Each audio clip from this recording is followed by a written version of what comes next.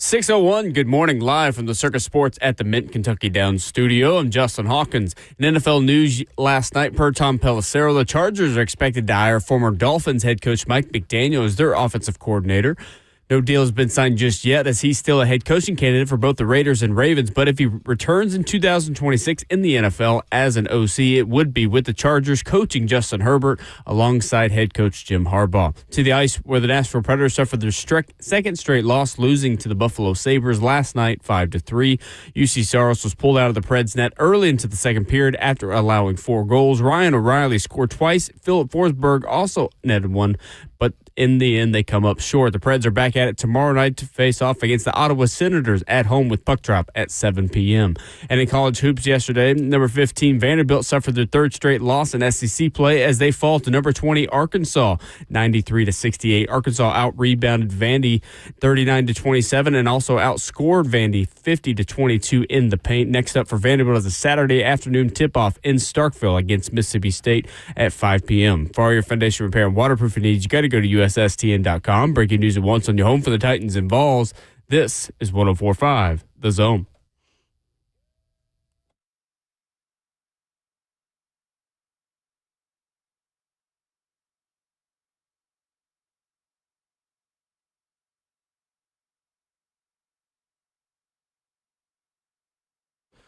Away we go into the middle of your week. Wednesday morning starts right here on Ramon and Will. He is the 11-year NFL veteran and Vol Network analyst, Ramon Foster.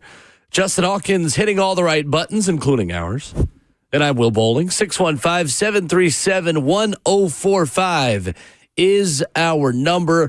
A lot of discussion about the Titans coaching staff on the show this morning. Is it fair to say the OC hire is as important or perhaps more important as the head coach hire? We'll talk about that. Ramon, the Mike McDaniel dream is unfortunately dead. How upset are you about future Chargers offensive coordinator Mike McDaniel and not future Titans offensive coordinator Mike McDaniel? I just hope it wasn't a bargaining chip for the job positioning for Saleh here. And I don't think it would be, but of course, I'm sure his name had to have come up. We've brought his name up. Heck, before Definitely came up. Saleh was even brought here, I was pairing him with any other head coach. Just like, not yet for me, for Mike McDaniel as a head coach. I'll take him as an OC. Will, why do they have to do us like this? Yeah, it's tough. Why do they have to do us like this? West Coast guy going back to the West Coast. What's that? What's that? You know what I'm saying? Like crazy show hours. You know what I'm saying? Like you got to watch the primetime show after we watch the primetime show.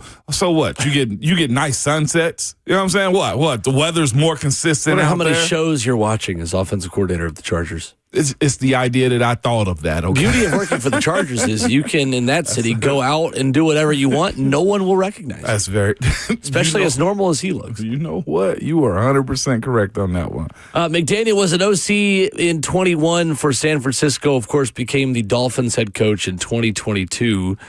He removed himself from consideration for the Cleveland Browns head coaching job. Yeah.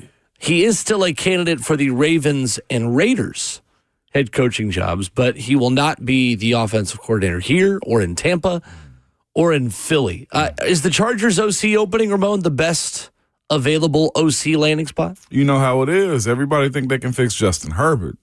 Yes, I think it's one of the best. Them or Philly. I was getting word from some people that I knew that Philadelphia was going to pay him whatever he wanted. They got an open, I'm going to use an old school term, they got an open pocketbook when it comes down to what they were willing to pay him, at least from what my sources was telling me about that situation. I'm honestly shocked, but here's the thing, though, too. You say he's a West Coast guy. Been presented with equal opportunities to work on the Jim Harbaugh, also go to Philly and try to figure out that offense where you're going to be scrutinized. Oh, yeah. You mentioned it, though, in a joking way, but I don't know if the media is going to, you know what I'm saying, just throw him up against the wall the way Philly would if it doesn't go good there. So it's about what pressure do you want, and, of course, the talent that everybody thinks Justin Herbert is. How does the Eagles offensive coordinator job compare to the Titans offensive coordinator job for you? The Eagles versus the Titans, I got to give it to the Eagles. The Eagles is just a better job, I think, right now. I don't know if it's that different, to be honest with you. How so? I saw a couple people making this point yesterday on Twitter, and I think it's valid.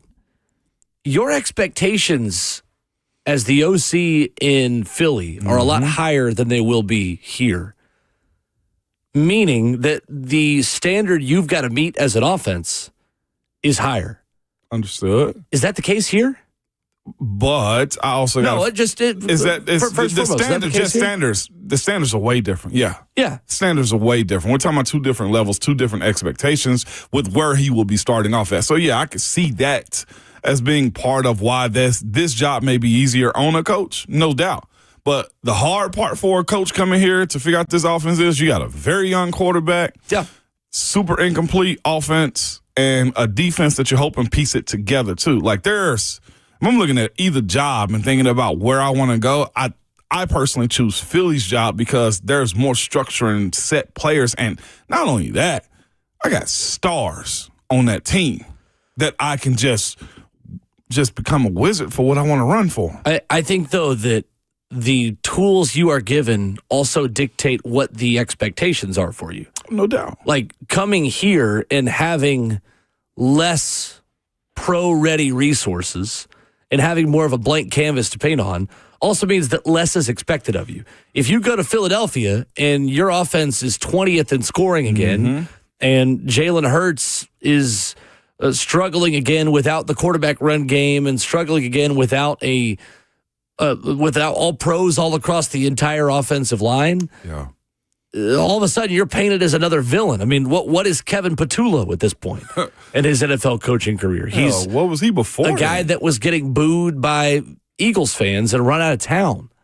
But, I just think you can make the argument that this job is at least on the same level as the Philadelphia Eagles. No, not even close. I think it is. No. I really think it is. There's not even a Saquon If you believe, here. I don't care because there's not. No, you have to care about that. No. But again, you're missing my point.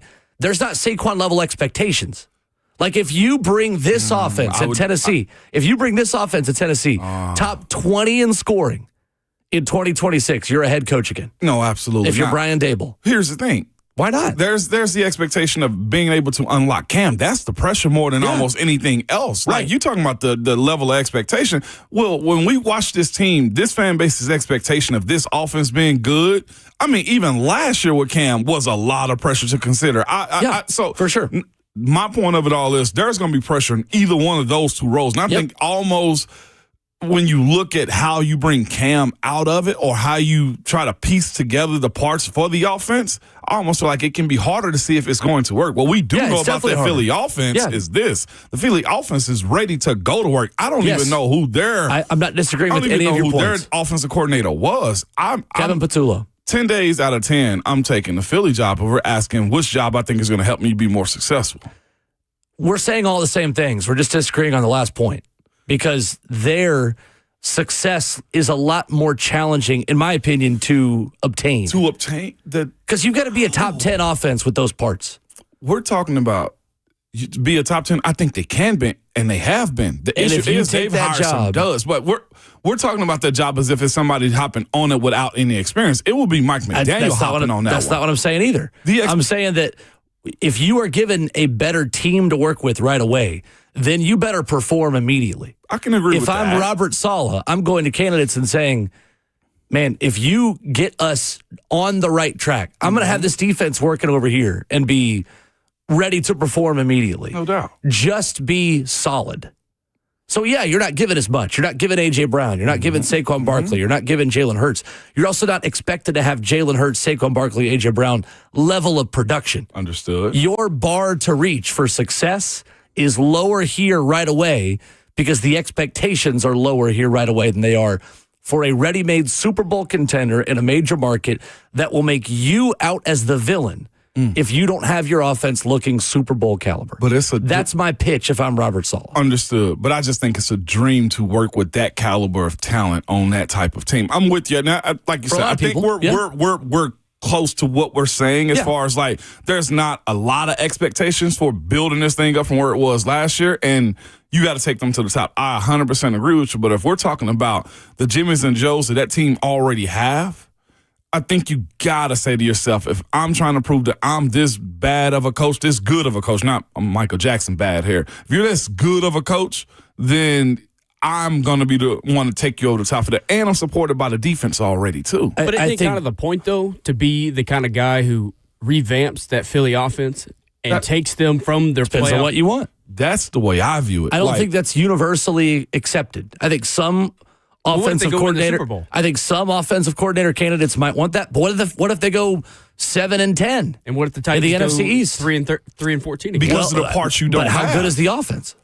How good is the offense? Like, we still got to build up a team is the way I view this job. Like, it's more incomplete here with what this offense is, and specifically the team in general versus going into Philly almost ready-made. Like, I legitimately look at Philly and say, if they get the right... I don't disagree. Right OC, they're back in the Super Bowl. And that's the goal. It's the postseason aspect for me. Yes, absolutely. So you're going to rely on a bounce of the ball in the postseason to dictate your entire tenure in one season as offensive coordinator. Vrabel about to go to a Super Bowl right now with no premier quarterbacks in front of him. Yeah, that's true. It's just the luck. It's the scheming possibilities of what is in that offense already. With the two top-tier wide receivers, running back, I don't disagree with any of that. So I like what you're saying about Cam. Your bar is lower is what you're saying here. This is the pitch I'd make if I'm Robert Saleh to Brian Daboll, who appears to be the name that's starting to emerge, is the name at the top of this. Your bar If you go there, you've got to get them, in order to be a success as offensive coordinator, because that defense can be fine in Philadelphia. Absolutely. So your bar as offensive coordinator is to just not screw it up, but also, like, you've got to get them to a conference championship game minimum for you to be seen as a success. Think about the way Matt Nagy was painted by the Chicago media as he failed there. Yeah. Here, the pressure's not on you. You're going to sit over here. You're not going to have the distraction of a major media market like that. You're not going to have Super Bowl level expectations. You get us to a league average on offense. And by the way, you can attach yourself to Cam Ward's development, because I do think that there are some coaches that value working with him. And I do think, again, if we're talking about Brian Daboll, who I think is the name that is starting to be connected by national media types to this job more than anybody, that is a guy that actively tried to trade up for Cam Ward multiple times last year in the NFL draft as the head coach of the New York Giants with Joe Shane's leadership. I'll see you that, and I'll raise you a Kellen Moore. Okay. Kellen Moore left the Chargers to go take on that Philly job exactly the same. 100%. As an offensive coordinator. He met the expectations. Spent 1 year, exactly. Met the expectations. I think a lot of people view Mike McDaniel, if not better, in the same cloth as Kellen Moore would be. And I think that's the ultimate goal, is for him to go revamp himself, show that he's a prime play caller and a better manager of that offense, taking on that challenge to get back to a head coaching job. The way you describe this job is, yes, you'll be given more grace, more forgiveness, but you might have to spend 2 years rebuilding this up. Yeah, I'm not arguing that the Titans' job is better than the Eagles' job. I'm arguing that I think you can make a pitch that is different than what obviously Nick Sirianni is going to give you in Philly, that raises the level of this job a lot closer to Super Bowl contenders than I think the general masses would think. I would see that, but I think that a coach's ultimate goal would be to take on that challenge and work with that amount of talent. Yeah, I think a lot of coaches, that's the case. Yeah. Who wants to work with Cam Ward? So that way I wouldn't look at this job from Mike McDaniel as a better option. Like, I get the cushiness of it. I'm not saying it is a better option on paper. That's the way it sounds, though. What? Okay. What I'm saying is, this is my pitch if I'm Robert Saleh. Come here where it is not Super Bowl, conference championship, or bust. And you can get us to league average and be a head coach in a year. So riddle me this: how long before those expectations? We can't answer. We're just worried about 2026. We can't answer that question. Yeah, no. I'm talking about next season. I just don't see a real advantage in saying, well, yeah, you can just come here and make us mediocre. Why not? If that's the case, I wouldn't want that guy to be my coach just to make me mediocre. Well, I mean, but what are fair expectations for this roster? Well, see, if that's the case, then I don't think you can have that type of coach want to come here and just meet those expectations, though.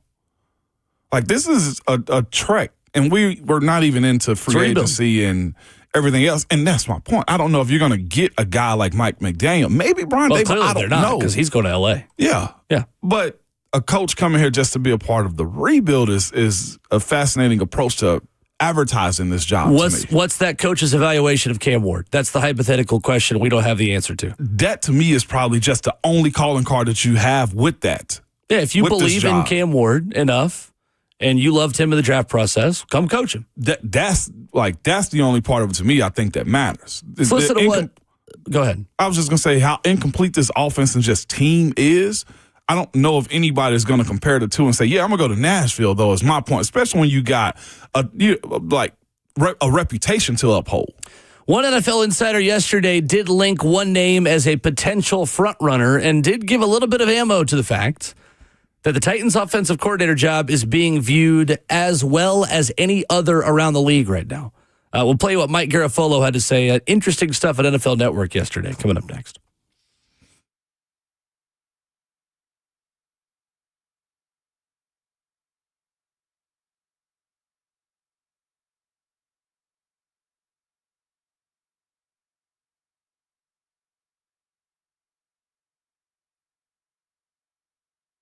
When it comes, what comes to mind when you think of your home? I'll tell you. Maybe it's the meals around the kitchen table, movie nights on the couch, which are so clutch, or the feeling of walking through the door and knowing you're safe. Home is where life happens, and at the center of it all is your home's foundation. At USS, they understand how important the foundation is to your life and how much trust it takes when you need help protecting it. Now, January is wet month, and we've already seen this, and we will get a lot more of that wetness the rest of this month with, of course, the big snowstorm coming in. But what I'm telling you, when water starts showing up where it doesn't belong in your basement or crawl space, it can quickly become a serious problem. And figuring out where the water's coming from, I'm telling you, it could be a nightmare. It can come from poor drainage, small cracks in your foundation walls, or even a hidden plumbing leak that's leaking underneath your house. But the USS team of experts will find out why your basement or crawl space is wet, then create a customized plan to fix it the right way and with a lifetime warranty. At United Structural Systems, they're more than a team of problem solvers. They are your neighbors, and they care about their customers. Their customers are you. Listen to them. If you need waterproofing and foundation issues fixed around your house, go to USSTN.com. That's USSTN.com, or call them 615-488-7855. United Structural Systems.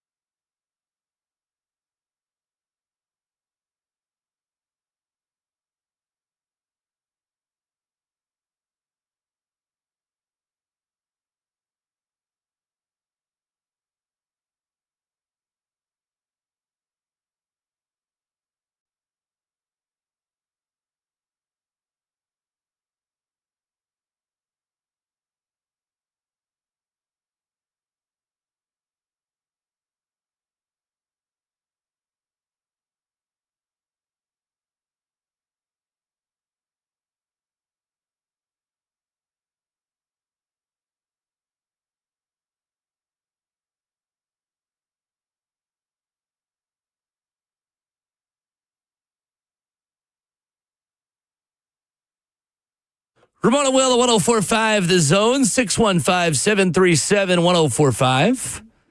Live for the 104.5 The Zone Circus Sports Studio, Kentucky's largest sports book can now be found at Circus Sports at Kentucky Downs. So Mike Garafolo went on NFL Network and had good things to say about the Titans OC position as Mike McDaniel goes off the board. The 42-year-old former Dolphins head coach is going to go coach Justin Herbert in Los Angeles. This was Mike Garafolo talking about one name that might be emerging a little bit and the overall profile of the Titans OC job. The Titans were the number 2 in the John Harbaugh, the runner-up in the John Harbaugh sweepstakes. And there's a reason for that. There's a lot to like in Tennessee, Judy. The quarterback, a lot of people like what they've seen from him. I had one coordinator candidate say he could be great. That's 1. 2, a lot of cap room. 3, high draft picks. 4, they got a new stadium that they're about to head into here. So Robert Saleh hiring an offensive coordinator, I think he's going to have some cards to show some folks, whereas maybe a second time around for a head coach doesn't necessarily have that kind of draw. He's going to have that draw. Brian Daboll interviewed for this head coaching job. I believe he's still in the mix for offensive coordinator. He and Saleh have built a relationship over the years. And Daboll, I know, is one of the guys that does like what he sees in Tennessee. So let's see how that one goes. And maybe the guy here, and Judy, you as well, being in the New York market, would love to see the previous 2 head coaches in the New York market join forces in Tennessee just to see what that would be like. All right, there's Mike Garafolo. Does that make you feel good about the way this job is perceived, Ramon, around the league for potential OCs? No doubt. Way better. I think it has to be attractive in that sense. There's only one caveat I think they need to remove from it is the stadium, because the coach is going to be at the facility more than anything when they view what this is. To talk about the team, to talk about the money, to talk about the realignment that they have, and the fact that you're going to be given time to kind of build up your reputation more so is important, more important than anything else that they got going on. For a guy like Brian Daboll, the way I view him in this last ride that he had with the Giants, like Daboll to me, I feel like is closer to a Matt Nagy reputation than he is a Robert Saleh. Like, I think he needs this way more to be in command, to show that he can control a team. And I think being an offensive coordinator for the Tennessee Titans gives him that power and gives him that reputation back. But it may take more than 1 year, though. I don't know if it does, though. Why do you think it'd take more than 1 year? Because Cam is still growing. 2 years in this offense, I think, is going to be cool. Like, we're looking at what Robert Saleh has done. He went back to a team that had given him his calling card, number 1, had an offense to really back him up, and then he also made the doggone divisional round in playoffs already. If Brian Daboll does come here and the Tennessee Titans pull that card off, absolutely put him back out up front, in which this offense has the ability to grow. The thing that Saleh has is backing of his numbers. Again, I'm not sure what this offense is going to look like post the combine, post the draft, post free agency, and post staying healthy throughout training camp. But if he comes in and set this offense on fire with numbers, and Cam is a Pro Bowler, all those types of things, different conversation to be had. But I'm not sure if you get that in year 2 with Brian Daboll in this offense quite yet. I don't know. I mean, I think it just depends on how good the offense looks, right? Like, there's probably varying degrees of success Brian Daboll could have here in year 1 that would earn him different opportunities in 2027. Like, if this is somehow a top 10 offense in the NFL, Brian Daboll's getting major head coach calls. If it's middle of the road, if it's 12 to 18th, I mean, I don't know. All it takes is one owner to love you and the quarterback that you developed. And again, like, what's the Titans' record related to Cam Ward? Like, I think owners and GMs obsess over quarterback development, as they should. It's the most important position in sports.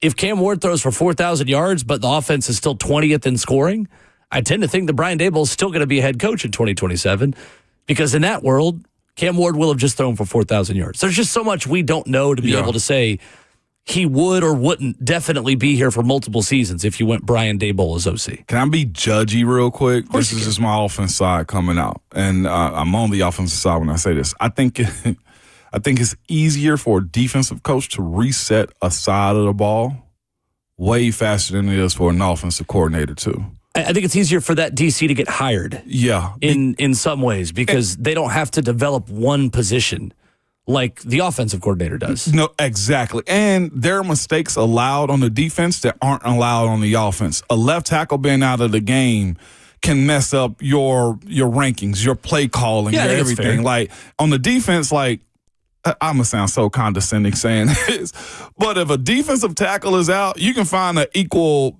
substitute for a guy like him more than you can a star wide receiver, your starting center, those types of things. I feel like it's a whole lot easier. And I'm probably way off base by saying that. No, I think you're on the right track. The way I would put it is harder to tell a success or failure story of a defensive coordinator than it is offensive coordinator. Facts. It is. And you're allowed to hide more stuff by more, I think, stats and numbers that you can get. Because, like, looking at Robert Saleh's defenses, his ability to stop the run, be good as far as getting to the quarterback is good. But, like, looking at the back end of his defenses, the secondary passing game yards that they give up, it's kind of high, but it's more cut and dry, right? Yeah, your success as a coordinator when you're on offense is more cut and dry than it is on defense. Absolutely. Mike Vrabel was the defensive coordinator of the 32nd ranked defense of the NFL, and then got the Titans job after that.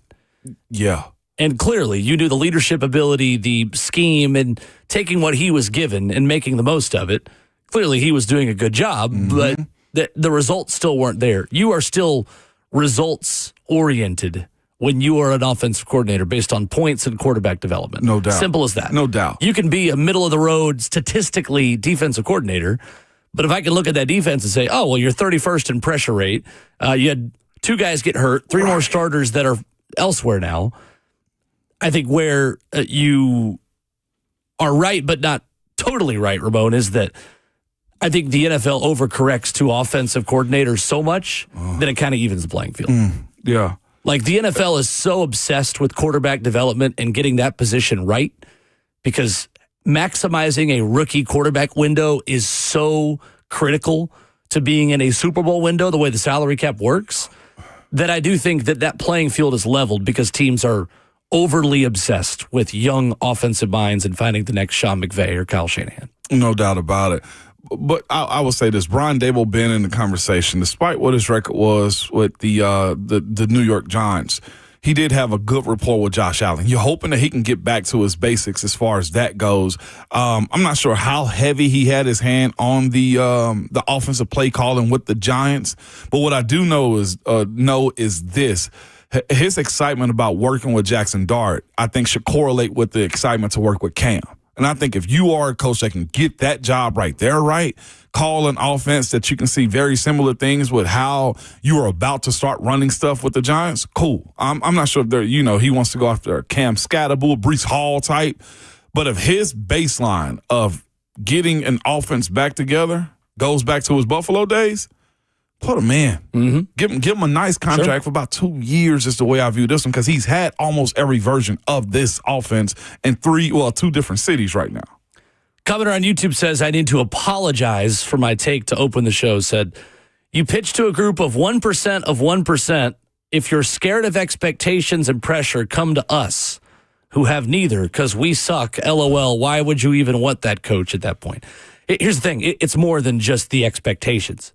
I think as coordinators, there is an idea and mentality for you as a former and failed head coach to say, I don't want the spotlight just for a little bit to go over here and get away from the New York media market where I will not have the pressure of Philadelphia level expectations and I can get this thing back on track.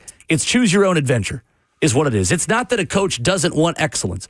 Of course, if Brian Daboll's coming here, he's going to want this to be the number 1 scoring offense, number 1 total offense. No one's running away from that or wanting mediocrity.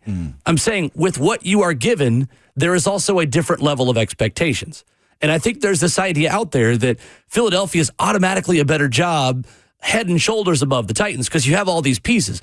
Well, you also have to reach this bar. What I'm saying is you may be given Titans pieces on this roster this year, but you're not going to be given Eagles expectations. I think that is a pitch Robert Saleh can make. Again, I'm going to say it very slowly and deliberately for everyone. I'm not saying the Titans' job is better than the Eagles' OC job.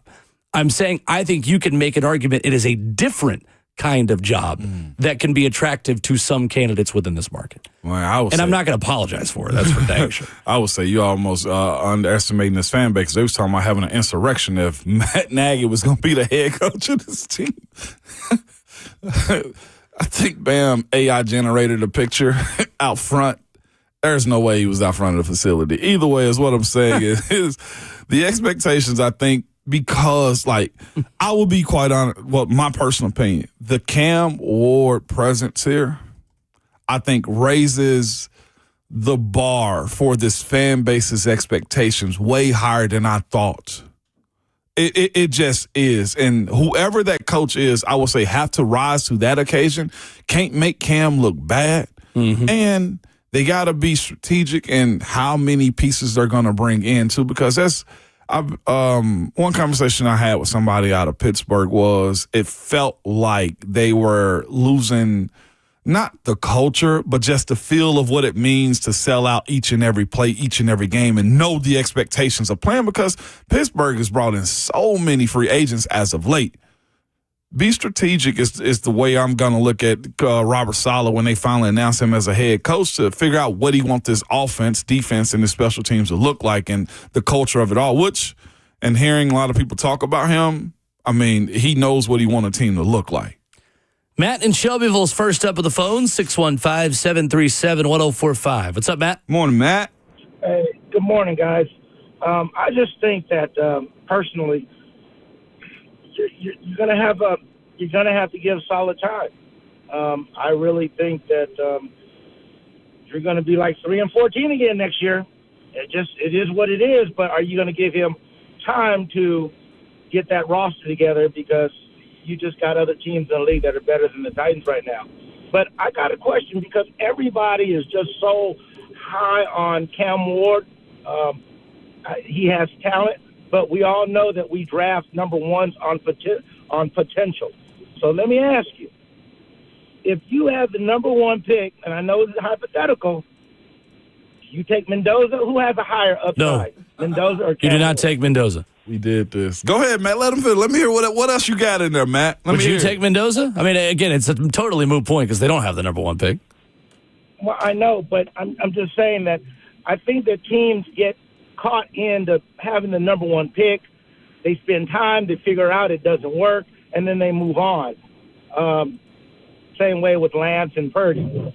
I know it doesn't happen often, but I'm just saying that there's a lot of fundamental problems with Cam Ward, and can that be corrected? Because if it can't, the fan base is just going to lose their minds. Now, again, I think that the growth that happened with Cam Ward, yes, there was some, but you can't have. I can't explain it, but you're going to see next year. You can't go 3-14 next year. Let me ask you this, man. Is Cam your type? I just want to know, like, you're more out than in on Cam is what I'm hearing. Well, can you teach somebody to hit the intermediate throw, on the run, footwork, fundamentals? And my answer, he had trouble with that in college. So my question is, the 6'5" quarterback, the strong arm to make certain throws, you see certain quarterbacks that have success.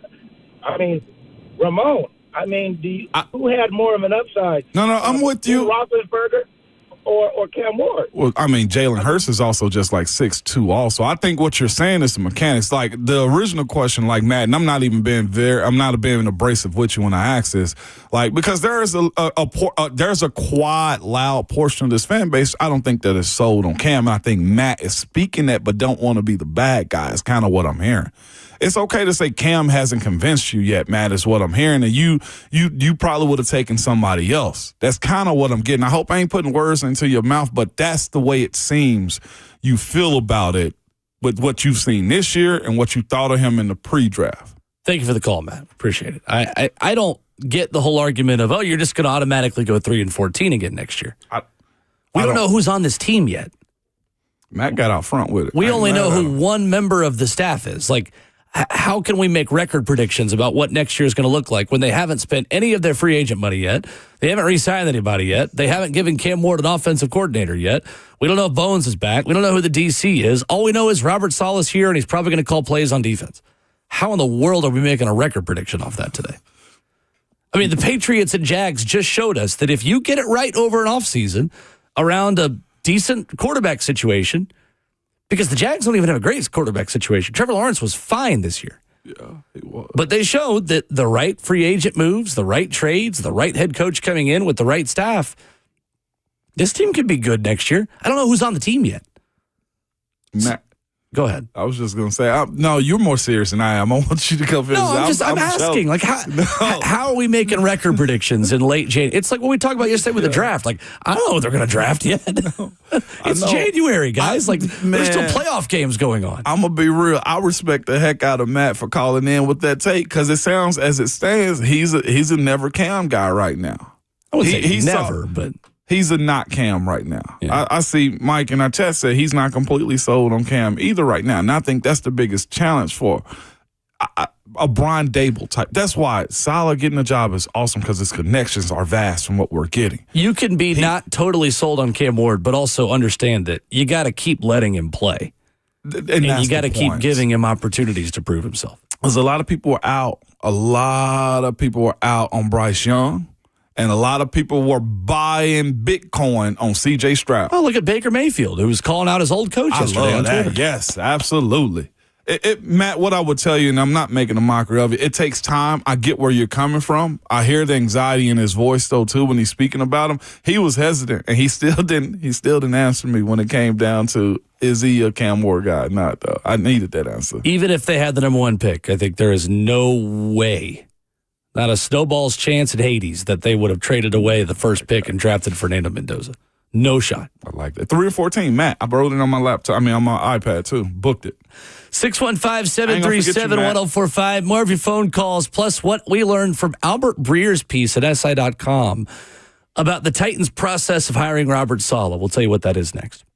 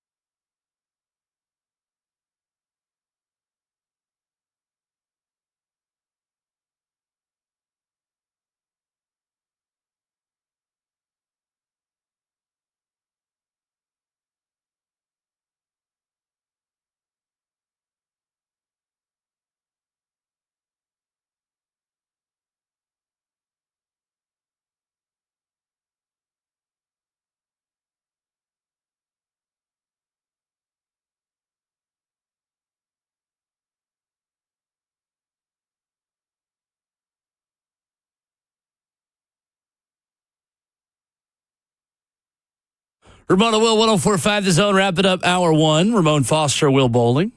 There we are. Justin, what am I listening to? I like Childish it. Gambino. This is Childish Gambino? I used to love Childish Gambino. I feel like this is the vibe of the day. This sounds like horror movie. You don't know what the song title is? Hit me. Toxic. Okay. Yes, Hulk. Who's being toxic? I'm not saying anybody in particular, but it just fits the we vibe. love everybody. We're feisty today. We are feisty today. That's the word of the day, feisty, Because baby. The Internet was one of my most listened to albums in high school. That Childish was one of Gambino's album. I didn't dive Because deep the into Internet. his stuff, man. I'm going to be real Sweatpants? with you. Yeah, I didn't. You were more versed in that than I am. I know Childish Gambino, love him as an entertainer, actor, and all those things, too. It just didn't catch me. I was more Chance the Rapper. Fiskars don't make noise when they start. I almost feel like you had to choose one. That was a song. What was the name of it? No, it's just it's a line from a Childish Gambino song. Fiskars don't make noise when they start. You got more layers than you show people, Will, man. Wish you peel back these layers more often, man. Well, we're going to be talking about a Titans coach search till 3005 here on the show. 615-737-1045. You go. get that one? I've got it. I'm a part of the worst guys. All right, again, there's like two people out here getting the reference. Albert Breer writes at SI.com that I just feel weird that I know a rap lyric that you don't know. I'm so lost on that one.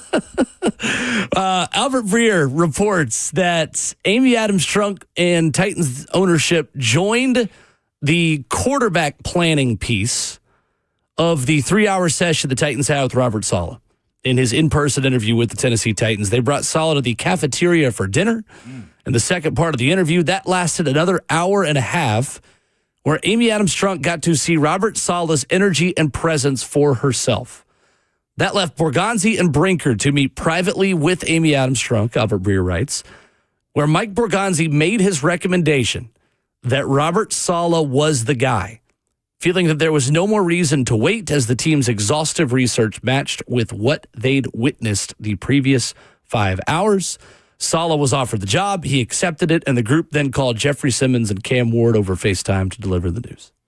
It's Albert Breer of SI.com. This looked like Robert Saleh, man, went in with a serious plan and an understanding of what everybody in that room needed, man. And not only who his original OC would be, but the plan, according to Albert Breer, Ramon, included a second phase plan should a coordinator leave. That's very good. I've heard the conversation that he's had with Kyle Shanahan and how he's, developed quarterbacks and watching him and everything else. Like, legitimately going from a number 2 overall pick to making it work, making a Pro Bowl out of Brock Purdy and getting him a max deal. I mean, you got to be able to follow and see what he's doing, man. He's had, I think, one of the best mentors as far as sustaining, winning, and a standard than almost any other coach in the league other than Sean McVay at this point. Like, I know there's other coaches, but I just think of those two dudes because they're on the West Coast, and I'm sure he's seen them a good bit. So kudos to him. It's always, again, Robert Saleh was pure cinema, I'm guessing. He was the last guy in. Like, yes, he was what it sounds like, the James Brown of the tour. You don't go on after James Brown. And he closed down the curtains with how he, I think, presented himself, man. So good on him. Just most definitely, like, putting all that stuff, his plan verbally in front of them, seeing it through, man, is going to be the biggest challenge right now because I'm sure he floored them. Let's go to Clyde in Hendersonville, 615-737-1045. What's up, Clyde? What's up, Clyde? Hey, good morning, guys. Morning. Love the show. I love your name, it's Clyde. Honor, man. Appreciate it. Thank you. Yeah, Simple Sumner believe up it there. or not, I wish I was joking about this, but my sister's name is Bonnie. Oh. Yes. Oh, that's fantastic. My parents did that to us. I love that. Is she a degenerate? Hey, listen, this might be an ugly question. That might be an ignorant question. I'm a casual Titans fan, moved to Nashville about 8 years ago. I want to get on the bandwagon. Ooh. But for more than 50 years, I was an Oakland Raiders fan, and I watched the Davis family. Has Amy Adams Strunk built the kind of organization and the kind of reputation that's going to bring in top-tier coaches to turn our program around? Thank you for the call, Clyde. Fair question. I can get your uneasiness in asking that too, Clyde.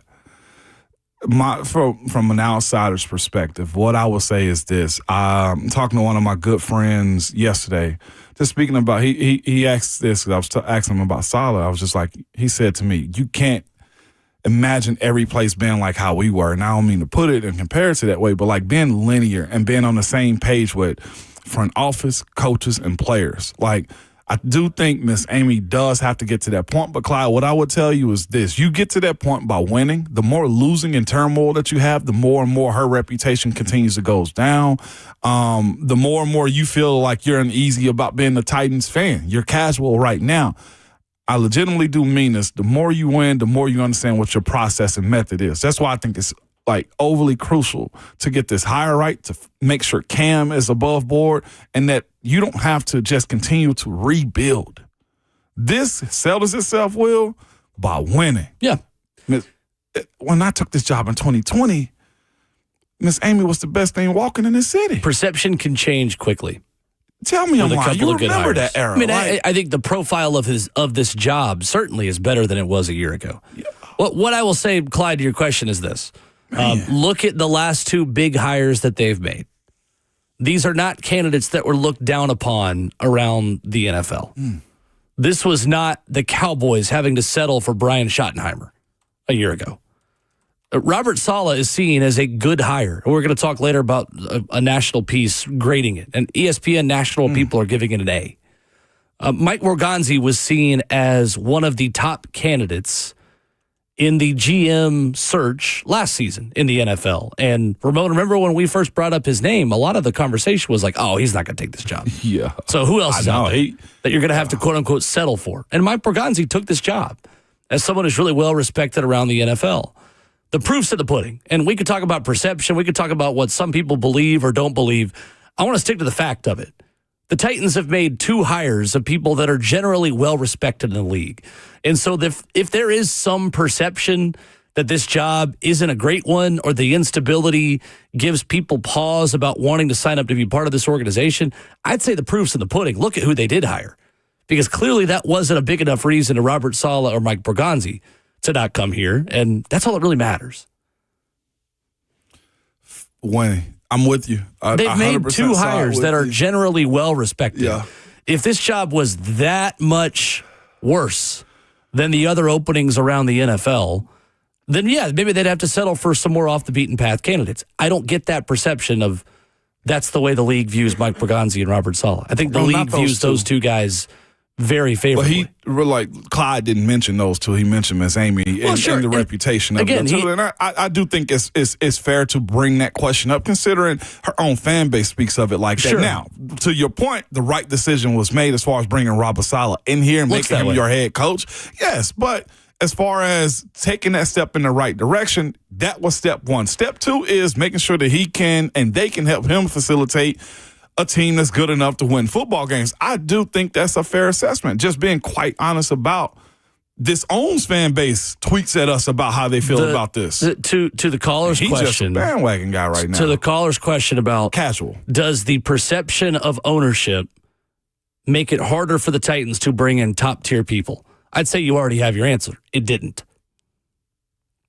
Based on how you feel about Robert Saleh or Mike Morganzi, you can have your own opinion, obviously, but the league does not look negatively upon those two people. Understood. Yep. So clearly this job is good enough for two talented people to take it.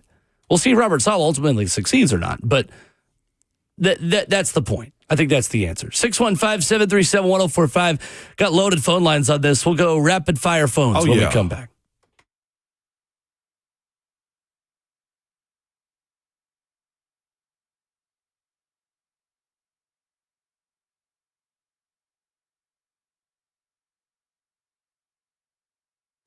What's going on? It's Will Bowling. Maybe around the holiday season, you learned, man, I don't hear as well as I used to.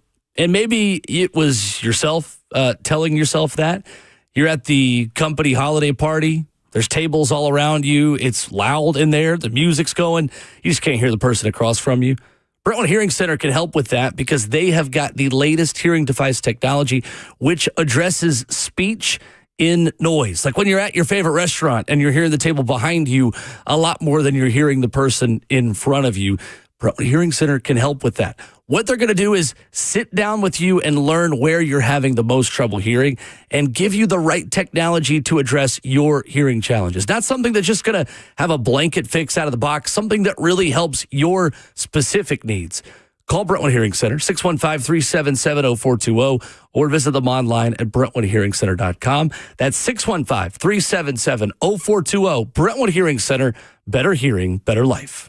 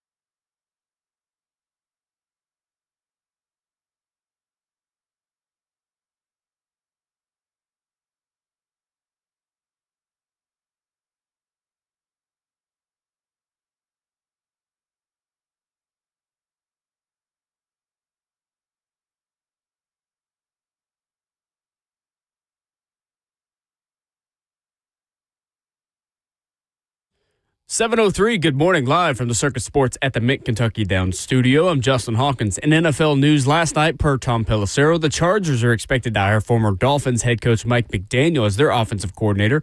No deal has been signed just yet, but he's still a head coaching candidate for both the Raiders and the Ravens. But if he does return in 2026 as an offensive coordinator, it would be with the Chargers, coaching quarterback Justin Herbert alongside head coach Jim Harbaugh. To the ice, the Nashville Predators suffered their second straight loss, losing losing to the Buffalo Sabres last night 5-3. UC Saros was pulled out of the Preds net early into the second period after he allowed 4 goals. Ryan O'Reilly scored twice, and Philip Forsberg also netted one for the Preds, but they eventually come up short. The Preds are back at it tomorrow night, facing off against the Ottawa Senators at home in Bridgestone Arena in Nashville with puck drop at 7 p.m. And in college hoops, number 15 Vanderbilt suffered their third straight loss in SEC play as they fall to number 20 Arkansas last night, 93-68. Arkansas out-rebounded Vandy 39-27, also outscoring Vandy in the paint 50-22. Next up for Vanderbilt is a Saturday afternoon tip-off in Starkville against Mississippi State at 5 p.m. For all your foundation repair and waterproofing needs, you got to go to USSTN.com. Breaking news at once on your home for the Titans and Vols.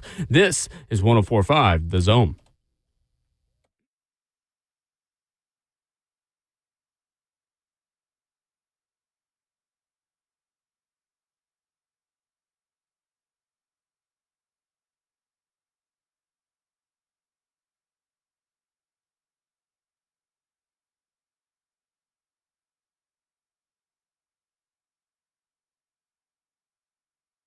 $7 a.m. in Nashville as Hour 2 begins on Ramon and Will. Glad you're with us to kick off your Wednesday morning. Austin Price is going to join us for a Wednesday visit at 8:20. And Rhett Bryan will be here to talk Titans with you in studio, as always, at 9 o'clock. 615-737-1045 is our number. Ramon, a Titans OC candidate, is getting an interview elsewhere as a head coach candidate. 2 minutes ago, national reporters saying that Brian Daboll will interview for the Giants. Nope, not Giants. I read that wrong. That'd be weird. That'd be cool. Hey, Brian, come on back. Here's John. Former Giants head coach Brian Daboll will interview for the Buffalo Bills' vacant head coaching position. Does that make sense, Ramon, for Buffalo to go back to Brian Daboll? Does it make sense? Well, I think for Josh Allen it does if they're considering him. Is that the most important thing?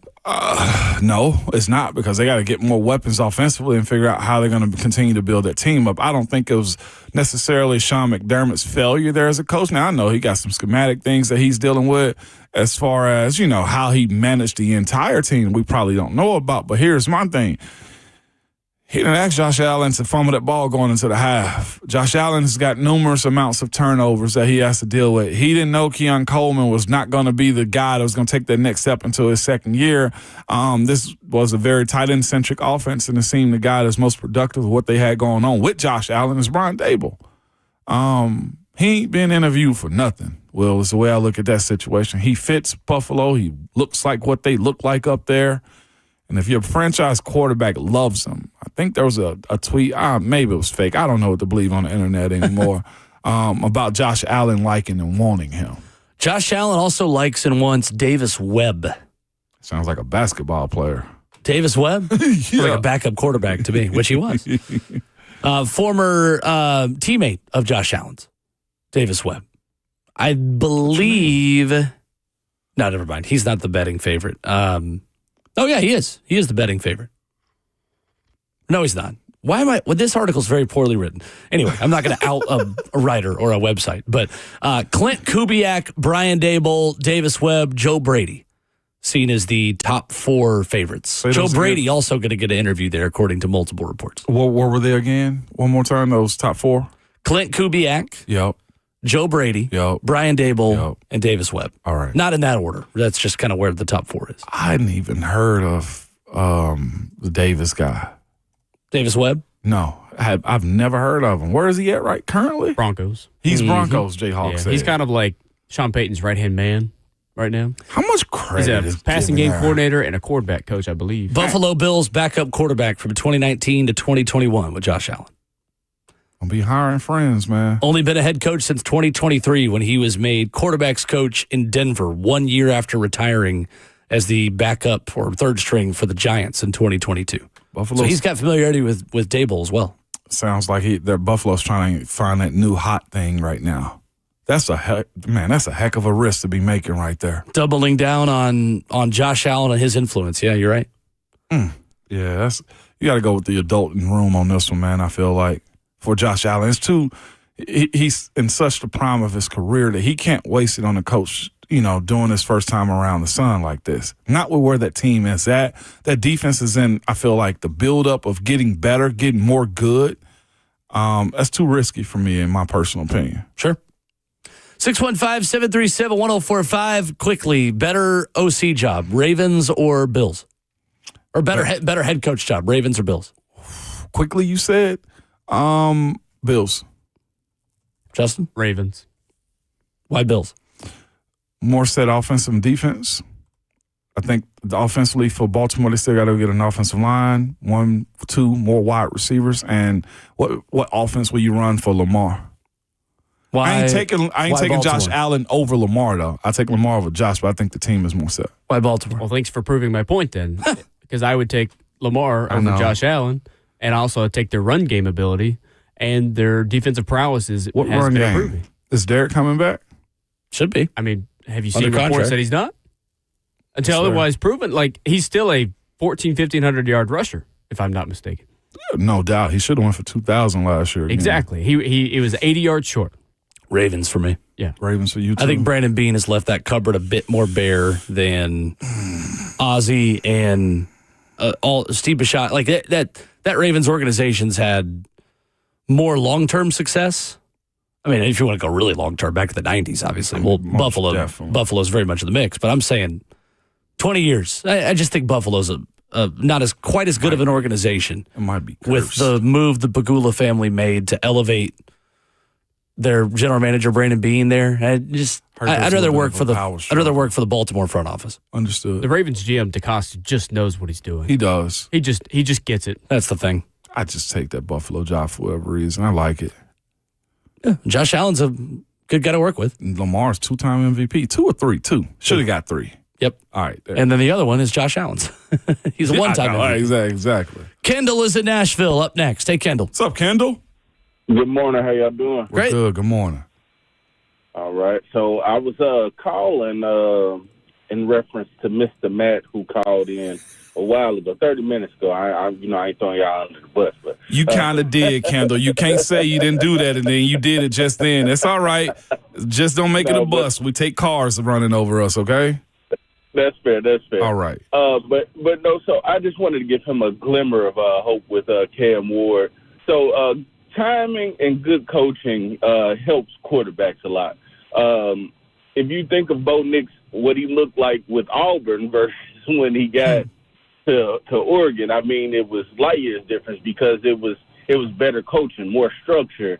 And then also he had been playing for a little bit longer. So that's going to be the same thing that you get here with Cam Ward over time, especially if they get the OC situation right and get the right person in. He'll have time and he'll develop because it'll be a coach that can actually give him structure, show him how to study film correctly, show him what he's looking for when he's out there playing, and try to help him, not throw crazy footballs across the field. So I just calm down. He just was a rookie. He'll be all right. And then as far as Amy Adams go with the Raiders caller, I've had time to listen. Clyde. Yeah, that was Clyde. With him, Clyde. Love the name. Miss Amy wants to win, and that's why coaches want to come here, in my opinion, why they will want to come in here. I think she wants to win so bad that sometimes she gets in her own way and makes decisions that we as casual fans might not understand. We're not in these buildings. We think we know because we play a little connected franchise on Madden, but we don't know. And sometimes you just got to sit back and let things play out. They interviewed a lot of coaches this year, and I think they were determined to get it right. And I think she just wants to win. And sometimes it's just like, I need to do this now. And then it's like, oops, I shouldn't have did that. So I'll let you guys talk. Thank y'all for taking my call, and I hope y'all have a good day as always. Kendall, these oops are terrible, though, man. You can't get oops upside your head, and though. Kendall brings up a point I brought up before, too. Thanks, Kendall. Thanks for checking the fan base, too, on your call, too. Kendall point is a point that we had earlier, I think late last season. Miss Amy moves like the fan base does. So if y'all mad at her, be mad at yourselves, too. Kendall brings up a great point. Her need and want to get this thing to pop immediately is exactly how you guys feel, too, as a fan base. I think if it was a major red flag, the Titans wouldn't have just made 2 hires in back-to-back years that are generally seen as good around the league. Robert Saleh was wanted by other teams. Mike Borgonzi was wanted by other teams and was seen as a great hire as the hire last offseason. I deal more in fact and what we know than the hypothetical and the perception, because you could ask 10 people their perception of the Titans and ownership and everything else on the street, and you make it 10 totally different answers. I'd prefer to deal with what we know versus what we don't know. It's just me. I feel you on that. Let's get one more call in here before we get to break. Mike is in Nashville. What's up, Mike? What's up, Mike? Hey, guys. How you doing? We're good. Good morning, man. What you got for us today? Man, just want to touch on what you guys are talking about. I think the reason why fans are projecting the way they are is because, we've had great hires before in the past, and we've messed it up. Mm-hmm. When we got John Robinson, he was the key to build it, that built the Patriots franchise, one of the biggest keys and all that stuff. He got in this organization, and we messed that up. And the reason why we're projecting about Cam Ward is because, as an organization, we have drafted and developed a quarterback one time in the past 50 years. Warren Moon wasn't, and it took a talent and a leader like Steve McNair. It took somebody like Peyton Manning to win despite being drafted by the Titans. Okay, so that's why we're getting these projections, and the only way you can project is based off of history. So I think that's the big thing is we feel like the Titans ownership and organization is kind of like Tommy Boy in that movie scene where he has his little chicken and he gets all excited and he breaks the chicken. You know what I'm saying? And he can't. So we just think until this organization shows us that they aren't going to mess it up, then in a nice way, we're not going to believe it. That's why somebody wants us to draft Mendoza because you need somebody. Cam Ward could be really good, but maybe he's not good enough to make it despite being drafted by the Titans. Thank you, Mike. I think. Sure. I get it. Came in hot today. Appreciate the call. I didn't know we was going to get this feisty today, dog. I didn't think that was feisty. I think it's fair. It's just going through, we've been hurt. And that whole mindset of, why should we trust this time? I understand. Yeah, I get it. That's real. 615-737-1045. The latest on the Titans search for offensive coordinator. Diana Rossini this morning says the Titans are battling one other team for the guy that I think is probably their top choice. We'll talk about that coming up next.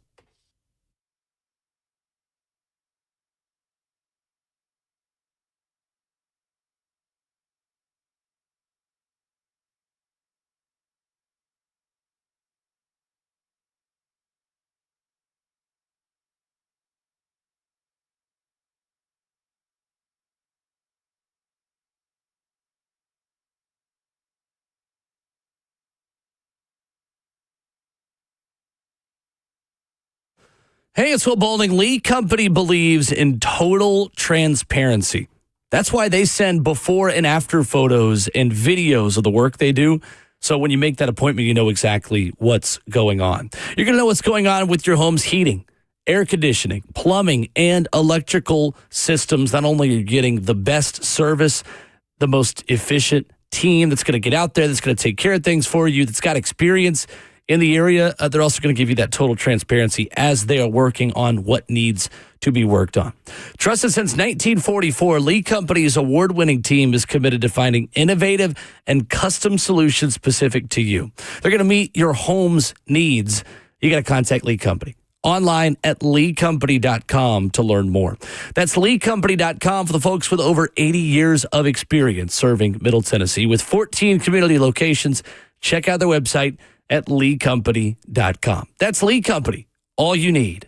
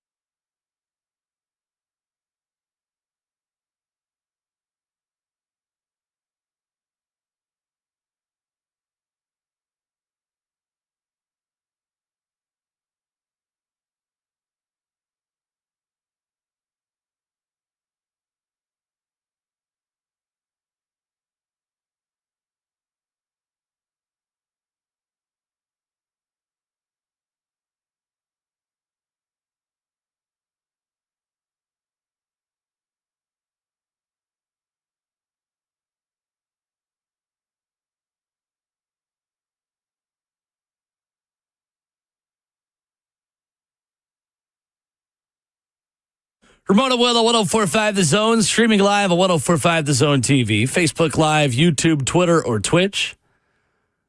You can join the 104.5 The Zone community by heading online, youtube.com/1045 The Zone TV. And our international viewing audience, Ramon, who tunes in from everywhere. Yay. Big 2033 on YouTube writes in and says, I'm watching from Strasbourg, France this morning. I admire that. And I know that's true because that's such a place that's off the beaten path that I believe him. Who would be making that up that they're in Strasbourg? Hey, I'm riding with Big 2033 in here, man. Absolutely. I don't even know what those numbers mean. Appreciate you hopping in. Put your name in there so we can just pinpoint you. But either way, shout out to you. You said it was like 2 o'clock over there right now? I think it's an 8-hour time difference. Afternoon, not mornings, right? He don't love us that much. For 7 hours. That's huge. Many late nights in Germany. Now Steve-O said he in there. Okay, all right. International Moan is what they call us now. Really? Me. You international us? Will. I'm called that too? You're Moan too now. Okay. You're just grouped in. Good to know. Just a group. I've been called a lot worse. Me I'll take it. too. Me Everybody too. eats. I'll just stick around. Everybody. Diana Rossini says there are 2 teams vying for Brian Daboll's services. As she writes on Twitter, NFL Insider covering the league for The Athletic. She writes, Brian Daboll is expected to have several options at offensive coordinator. The Titans and Eagles aren't the only teams pushing hard to land him. And now with Buffalo showing interest in him for head coach, teams will have to wait to see how Buffalo's moves play out. Interesting. That is interesting, man. Daboll to here, I think, would be pretty doggone sweet. Somebody that knows what they're doing in this type of quarterback, and also somebody that's got a little bit of a fire underneath them, too, to get their ship back right also. Now, how serious is Buffalo about him as a head coach? I don't know. That right there is fascinating. I don't know. 615-737-1045. Waylon is in Watertown this morning. Good morning, Waylon. Morning, Waylon. Good morning. I was hoping you had a nice voice, Waylon. With a name like that. Did your teachers call you Waylon, or did you have like a nickname, like Lon or Way? No, I got a nickname. It's Chump. What is it? Chuck. Chuck? Okay. Chomp. Okay. I'm a big guy. All right, then. All right. I like it. What you got for us this morning, Waylon? But Ramon, what do you think about Arthur Smith coming back and maybe trying to get T. Martin from the Steelers if he's available now? Ravens. Not the Steelers, but the Ravens. Yeah. Oh. How's that sound? Waylon, you got a heck of a point. What I will Thank you, say, Waylon. Appreciate the call. T. Martin is the Baltimore Ravens quarterback coach with Lamar Jackson. Lamar Jackson's and he, their relationship communication, I feel like has been elite. I think he's made Lamar a better quarterback. I think Lamar's worked to be a better quarterback too, but the communication that those two dudes have is a great point to be made right there, Waylon. I personally didn't think about that if somebody you want to go poach, but there's opportunity to go poach T. Yes. I say yes to that before I say almost anybody else as far as the coaching go. To his other question, Arthur Smith, point, how do you view him as an OC candidate here? And my spiel on Arthur is Arthur's got to create more legs for his offense. Now, here's the thing I'm going to tell y'all. It's the same thing that you saw in 2020, 2021 under Arthur Smith. He's still doing it in Pittsburgh. He's going to be heavy tight ends. He's going to be run game. He's going to be deep play action down the field, exactly the same way it was. The issue that Arthur Smith has had is being able to facilitate, I feel like, a constant quarterback play. Now, he did have 2 or 3 of those in Pittsburgh with Justin Fields, Russell Wilson, and also Aaron Rodgers as well. Having one quarterback is going to be unique for him. But ask yourself, which offense do you want? Do you want it ground and pound? That's Arthur Smith. Tight ends close to the line of scrimmage? That's Arthur Smith. Or do you want to see yourself with a a Kyle Shanahan type of offense? You're not going to get that with Arthur at all. Do you think he would adapt, though, away from being so run-heavy if he had Cam Ward? He hasn't. He didn't do it in Atlanta. He didn't do it here the first time, and he didn't do it in Pittsburgh. I think in Atlanta, though, you had Bijan. So that still necessitated being such a run-first offense because you had an elite backing. If you go get Breece Hall, we're having a different conversation right now. And I think that's on the table. Yeah, absolutely. But you got to go outbid everybody, too. And what you can, because you got the most amount of money to spend. You just can't be foolish this time around. I'm impartial to Arthur Smith. I'm not going to disparage him. Do I think he had some very successful days in Pittsburgh? Yes. But there was also some lean games, man, that I watched that offense could not get going. And I feel like that offense have more weapons than this one currently does itself.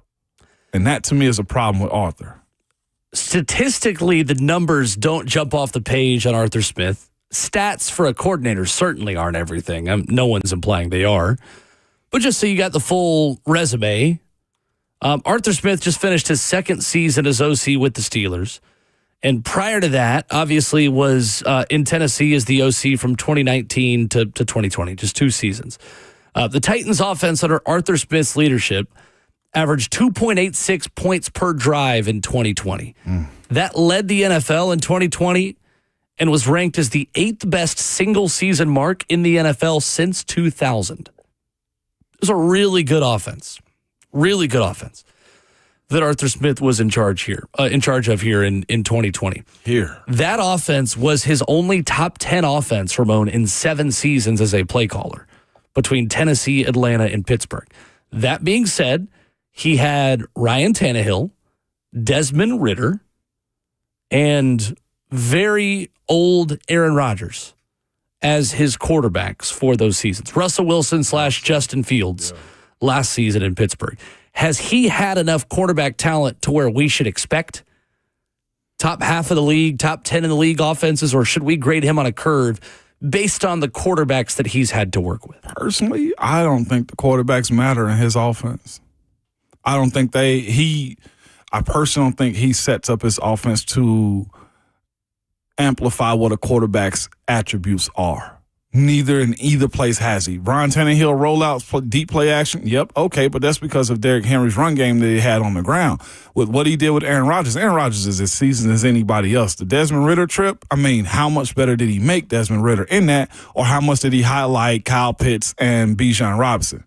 So those are the issues that you're going to have with Arthur. I'm with you. I want to see him take a next step because I think in his mind, in his brain, the way he's thinking and looking at his play sheet, he's got so much more on the bone, and I'm trying to figure out why he doesn't tap it because he continuously is supported by good defenses or he has a stellar running back, and he's had those. Kenneth Gainwell was huge for him. Yeah, he was. Jaylen Warren was huge for him. Now, a lot of people I think are going to say, well, we need to get back to the Titans ways with that. And I think there's truth to be had in that also, but you also got to have the personnel to ask of that. You don't hire Arthur Smith just because old Titans teams succeeded running the football and playing defense. You hire Arthur Smith, if you do hire him, because he's the best coordinator option out there. Right. You don't do it just because he plays a style of offense that you used to have here. You can't live in the past. He had a unicorn in Derek, too. I think that's the challenge with Arthur Smith is that when you have one season that's such an outlier, bro, it's easier to paint that as the exception and not the rule. That's a little unfair to Arthur because, again, he's not had great quarterbacks to work with. But also as OC, it's your job to make the quarterback a little bit greater. I was going to ask you. And his success story is one guy, Ryan Tannehill. Arthur Smith did a really good job setting Ryan Tannehill up for success. I'm not going to take any of that away from him.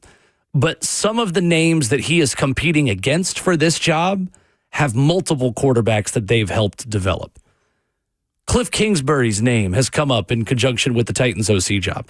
He's got Kyler Murray and Jaden Daniels that he can say, I developed those guys into solid NFL quarterbacks for multiple seasons. Preaching. He's also got Patrick Mahomes, who he's tied to, albeit in a little bit of a different context.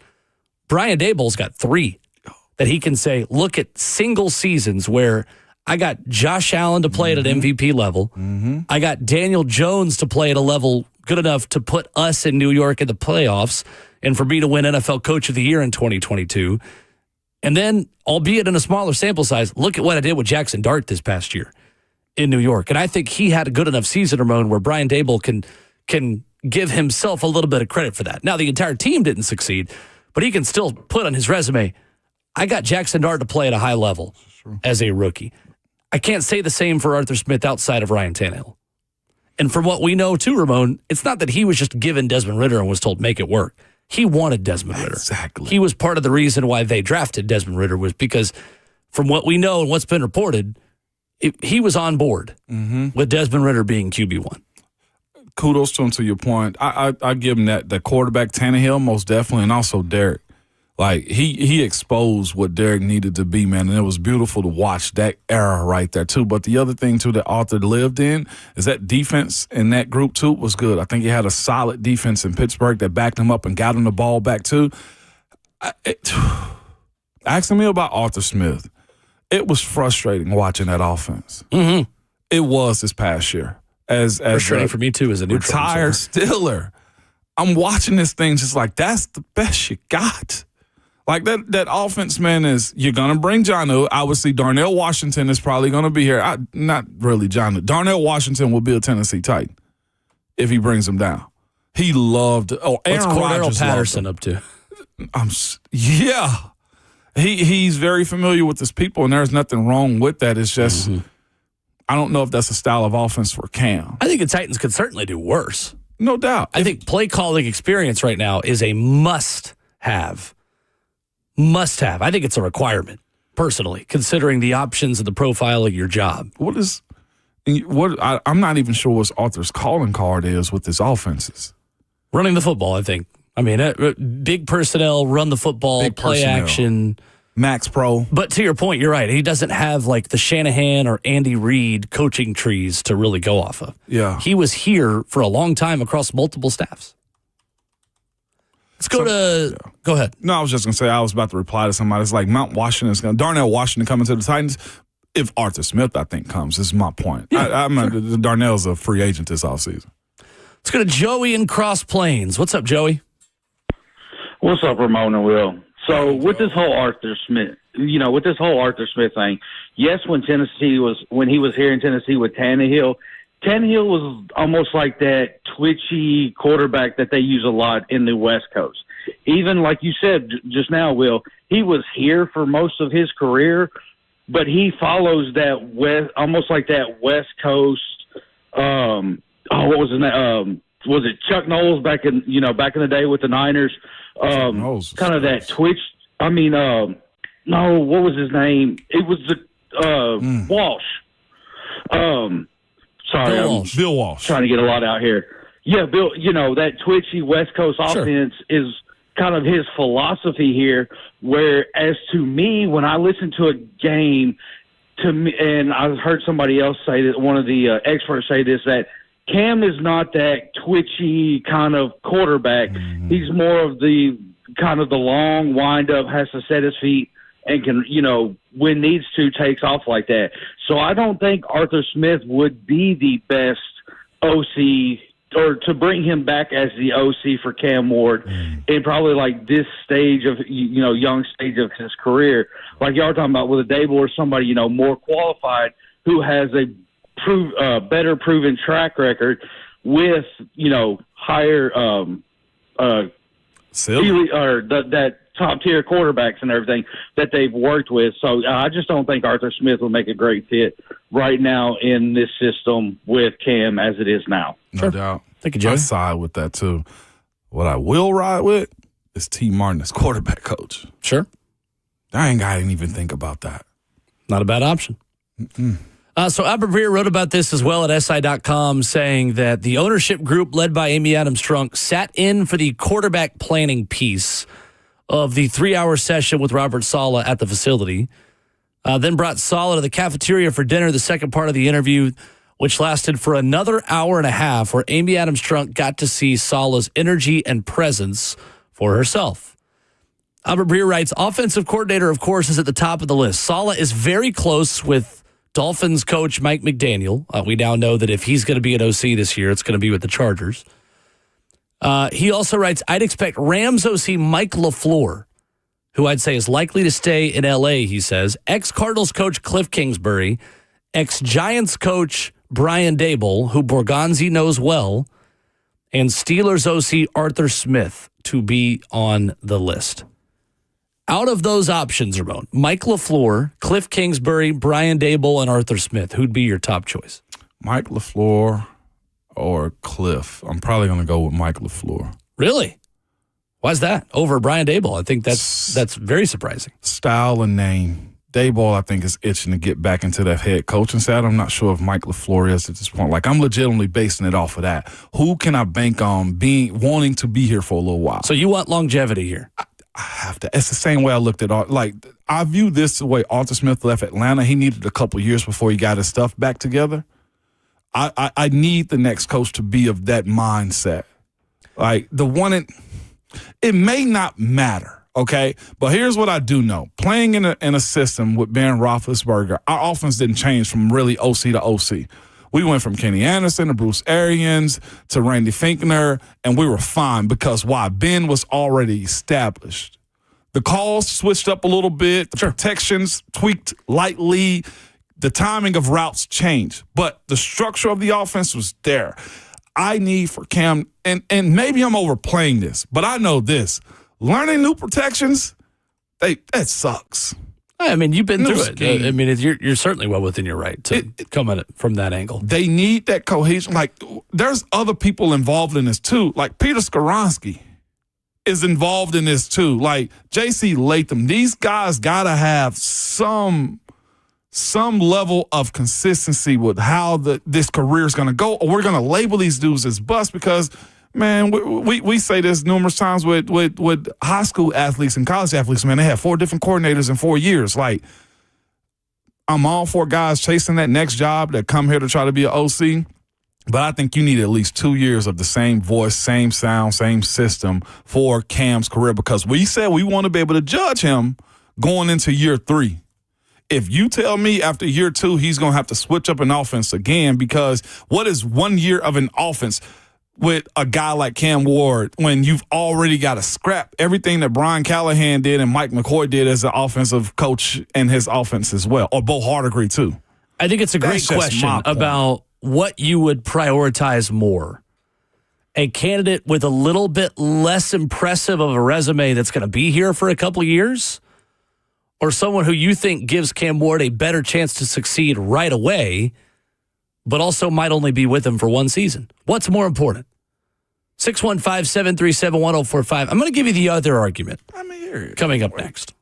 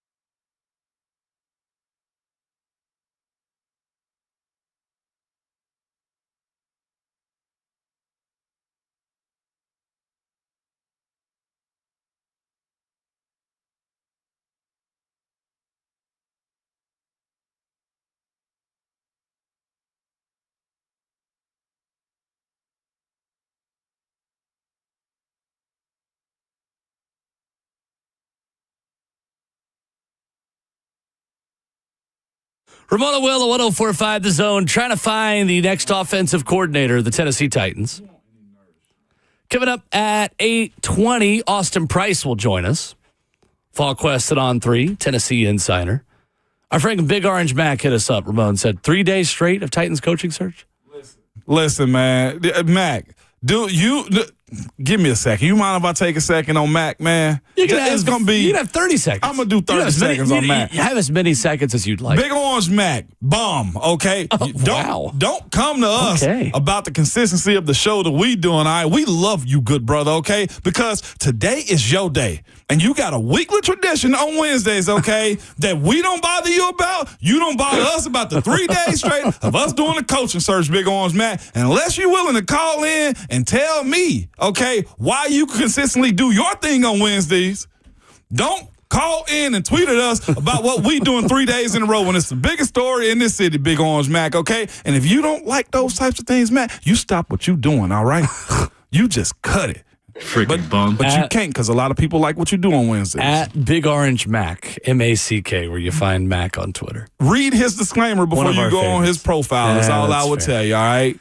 Ramon made the argument of Mike LaFleur for OC a few minutes ago with the caveat that you value someone that's going to be around for multiple seasons. Yes, sir. I'm on the other side of this. I'm taking the risk on the best possible coach I can get for Cam Ward in 2026 and letting the chips fall where they may and trusting my Rolodex and having another name ready in 2027. Mike LaFleur, Ramon, albeit a solid option, is currently an OC in LA for the Rams. It would be a bit of a lateral move, maybe a half step up, considering you're underneath Sean McVay's leadership in LA.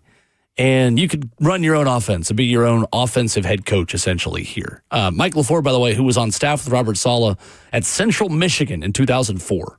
Those two go way back. His offenses, Ramon, in New York, ranked 28th and 29th in scoring in 2021 and 2022 when he was with Saleh the first time around with the Jets. To me, I'm taking a chance on Brian Daboll as plan A, Cliff Kingsbury as plan B, or Bobby Slowick as plan C. With the understanding that if they crush it, they're going to be a head coach in 2027. That's a good problem to have.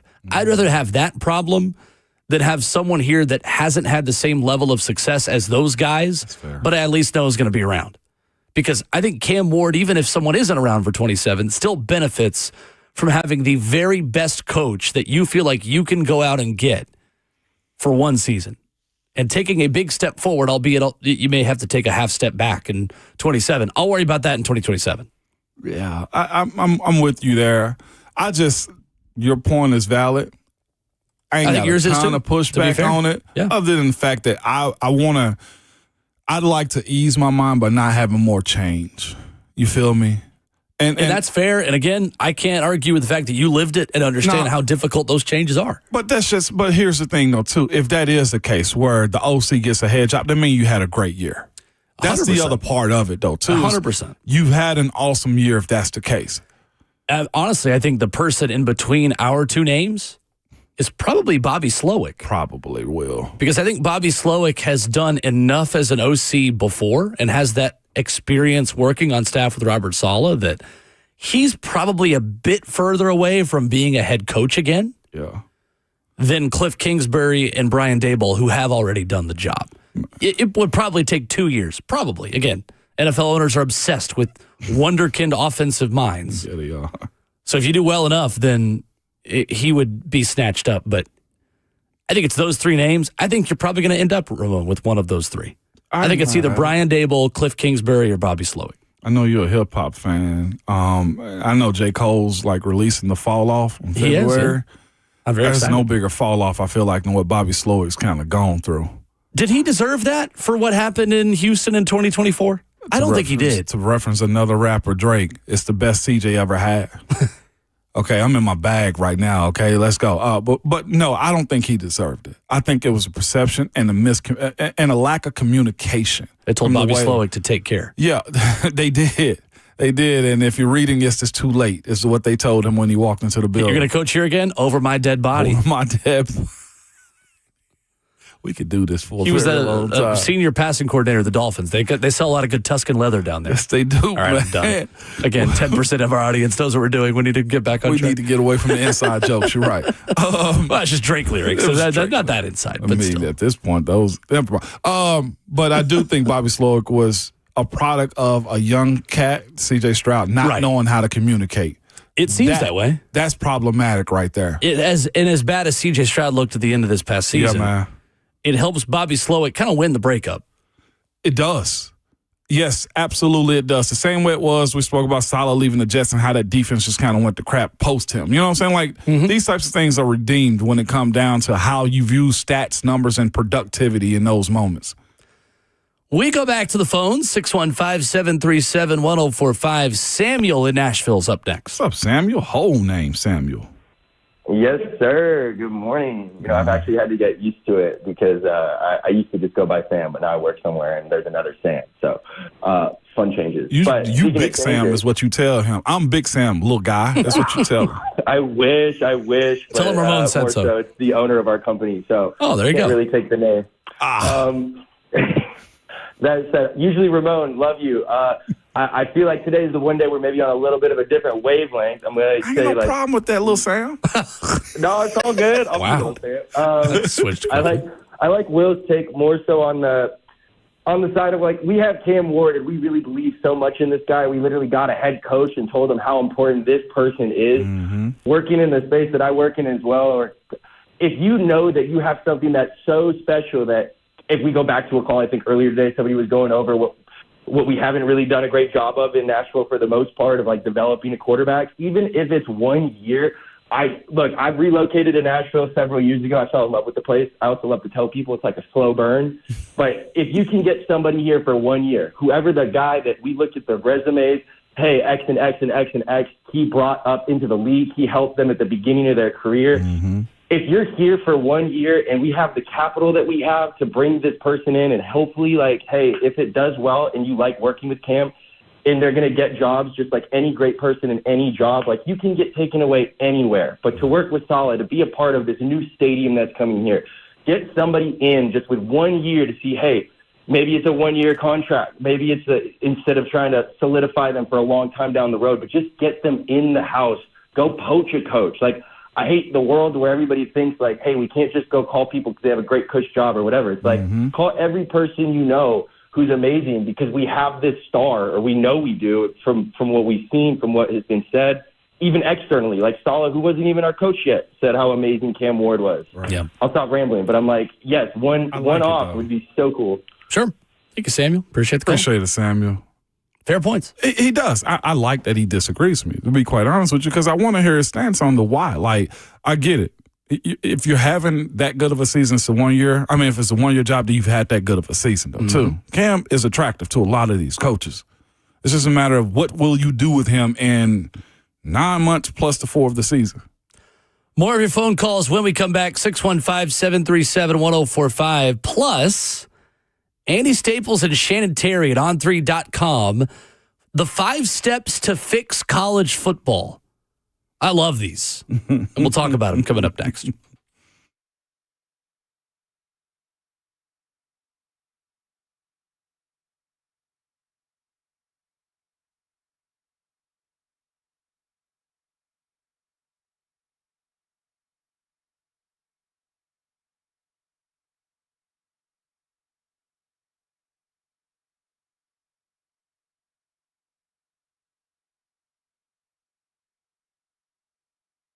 If you have been looking online for the best testosterone clinic, you probably landed on an online service, but did you feel like you made a real connection with the provider? Did you know that Synergex and Low T Center have clinics all over town? You can walk in to meet a real provider, not a chat bot on a website. Talk about your symptoms and your health goals, and they will create a treatment plan just for you. They even give you the power to choose if you want to be treated in the clinic or if you want to receive at-home treatment. Either way, it starts with a simple and quick free TRT test at the center. The on-site labs mean you get your results back quickly in about 20 minutes, so no waiting for days like the other places. With the new mobile app, it's even easier to meet with the provider with the telehealth appointments. You can have follow-up visits, medication reminders, and they even have video tutorials in case you need a refresh on how to take the medicine. Man, it's super convenient, and I'm sure you will love it, all right? So I've been telling you, guys and ladies, get real about your health this year at Synergex and Low T Center. For a limited time, I'm telling you, men's TRT test is free. $99. Yes. Women's hormone test is usually $299. Well, now it's $99, and the weight loss consultation is free as well. You can walk in and book your appointment at getmyhealthfix.com. That's getmyhealthfix.com, and make sure you tell them that Ramon sent you. Selling a home can feel simple until the unexpected happens. And if you've been moving recently, you understand that. For Brian, that moment came during the home inspection when surprise repairs threatened to slow everything down. That's when Bernie Gallerani Real Estate really proved their worth. Hey, it's Will Bowling with clear communication, constant availability, and a smart plan of action. The team with Bernie Gallerani Real Estate, they guided Brian through every decision and kept the process moving forward. His home sold above asking price and stayed on track, all while he successfully purchased a new home at the same time. You're going to be able to do that with Bernie Gallerini Real Estate. Sell and buy and spin a lot of plates all at once with their team. If you're buying, selling, or doing both, call Bernie Gallerini Real Estate today, 615-428-2644, and get the 30-day guarantee. He guarantees, Bernie, to sell your home in 30 days or less, or he'll buy it. You can check him out online at BernieGallerini.com or call him at 615-428-2644.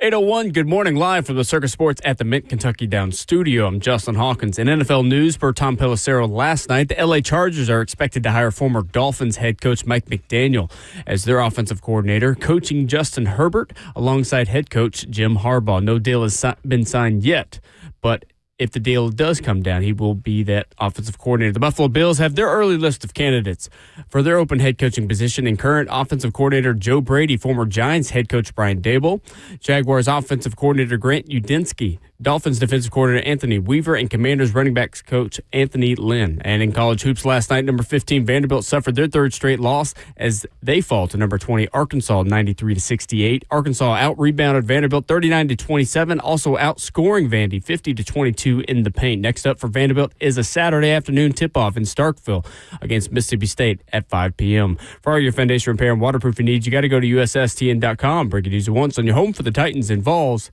This is 104.5 The Zone.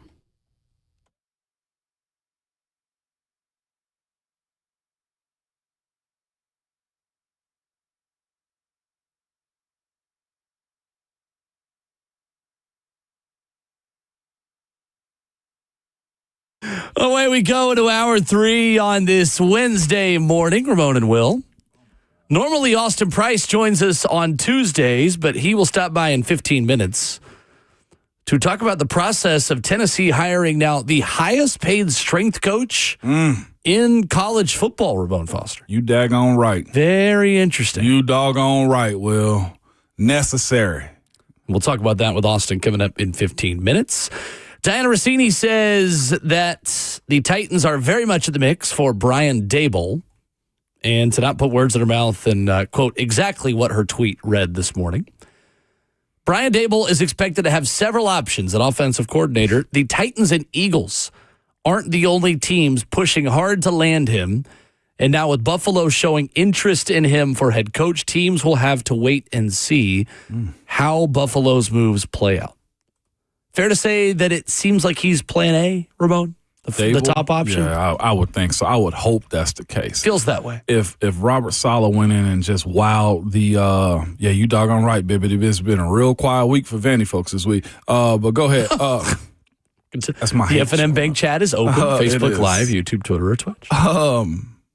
But to that point, if Robert Saleh went in and wowed the front office and management and the coaching staff with this plan, he had to come with his full Rolodex. And of multiple names. Of multiple for names. now and for 2027 if that guy gets a head coach. And scenarios, like of how you're going to pull this off. And the question that I have is if he wowed them so well, and there are rumors that, that Miss Amy and her crew we're going to pay Coach John Harbaugh $20 million. Like, I'm not sure what Robert Saleh's salary is. Couldn't care any less about it. But my point of it is, if you offer him 20, I'll take the 15, give me the 5+ for my staff. However, we got to piece this thing on out.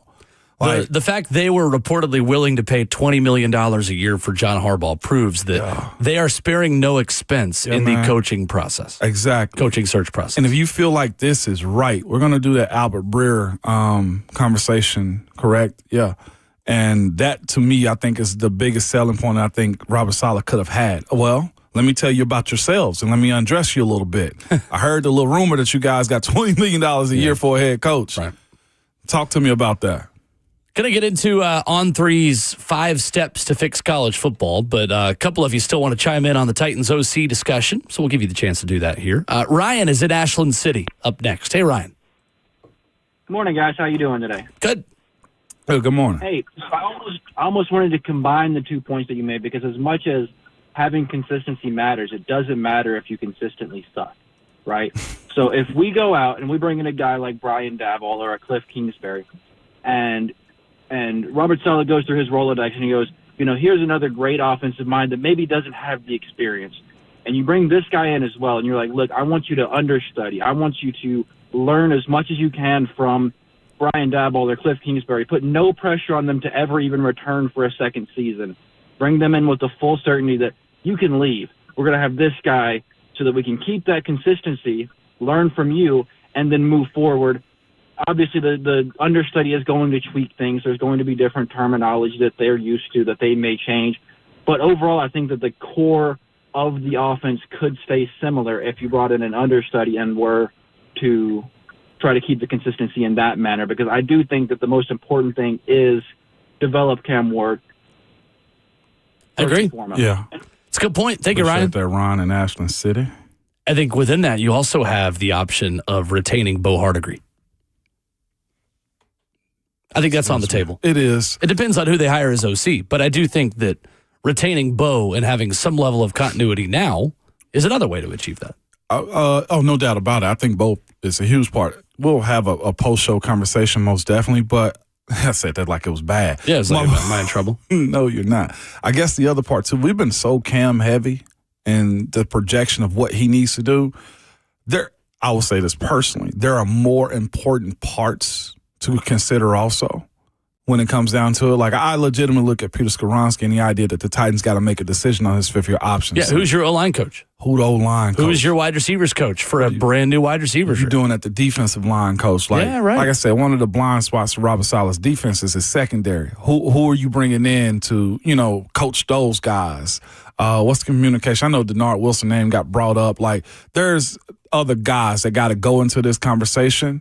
But most definitely the OC who he's choosing to bring in need to have plans for guys who, to be quite honest with you, got money on the line, Will, if that makes sense to you. Dave is in Nashville up next. Hey, Dave. Hey, thanks for taking my call. Yep. In my honest opinion, I think we need to keep in mind that maybe we should get an offensive coordinator that could at least be here 2 years, because what I don't want to happen is something happen like similar to the Mariota situation where we change coordinators every other year, and that could slow down the development as well. And I just think whoever we hire should be here at least 2 years. And I appreciate them going to get a job somewhere else, but I really want them here to really sit and develop Cam Ward, because this team is going to take a while to get back on track anyway. So I'll hang up and listen. Thank you, Dave. Appreciate it, Dave. Totally fair. And I think, again, to the last two callers' points, there's probably a middle ground here. Can you have someone on staff who's essentially your OC in waiting? Mm-hmm. Is it Brian Daboll and Bobby Slowick? Is it Cliff Kingsbury and Bobby? Like, can you get Bobby Slowick a position group?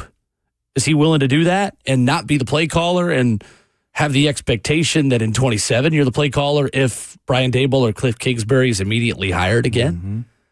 I don't know. But I think there is an option probably somewhere in the middle of our two sides of this to say, yeah, you hired the best possible OC with the expectation that that guy could be a head coach again, but let's have somebody on staff that could still have continuity, even if it's not the same name in the offensive coordinator part of the roster. Right. Yeah. Like, could you promote from within in 27 if you feel like you're bringing in two good people right now? That's a heck of a play. That'd be the dream scenario. It is a dream scenario right there. I really got no more to add to that other than that being the dream scenario. Like, I think my biggest thing of whoever the person's going to be, if let's say it's Daboll or he pulls the bang from Batman. No, brother, somebody got to stay with the wreckage. Like, he's got to leave a coach behind is the question. Well, he's the one on the wreckage right now compared to him and Sean McDermott in the wreckage, and Brandon Beane is still flying in the plane. Crazy to me. Andy Staples and Shannon Terry at On3.com have a 5-step pathway to fixing college football, Ramon. I'm curious what you think about these steps and if you're signing up for these. Number 1, fix the calendar. Here's how they'd fix it. Eliminate the early National Signing Day and go back to one signing day on the first Wednesday in February.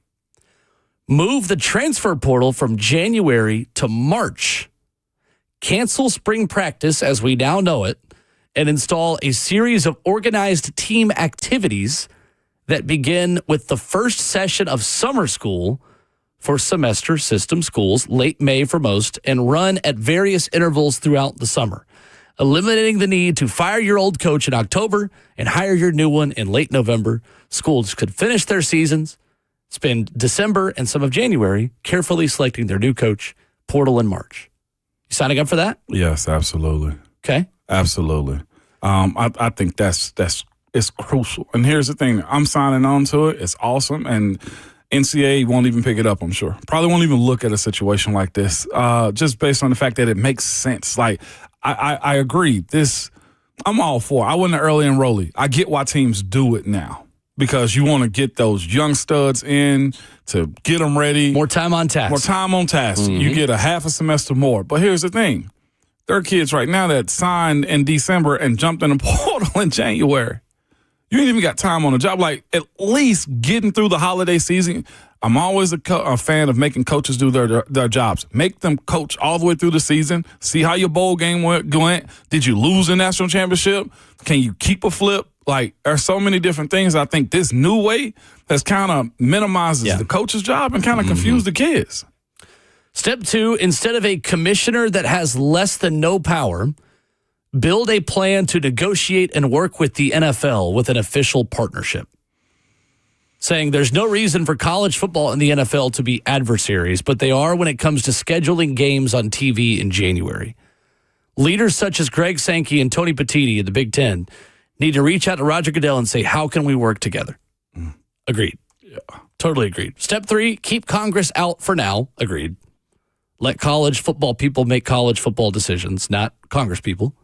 Right. Number 4, don't dilute the regular season with a 24-team playoff. Couldn't agree more. There aren't 12 championship contenders in college football right now. Why in the world are we giving more seats at the table to teams that have no chance of winning a national title? Money. No chance. Step 5, stop complaining about athletes being paid or wishing things would go back to the old days. I like these steps. Ain't happening. It's not happening whatsoever. The calendar most definitely needs to be fixed. What was wrong with the old school way of signing in February?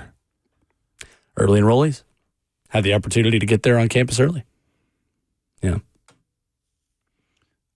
I guess. Yeah, I don't know. I mean, that's the thing I don't know is if you go back to one signing day, does that change your ability to enroll early?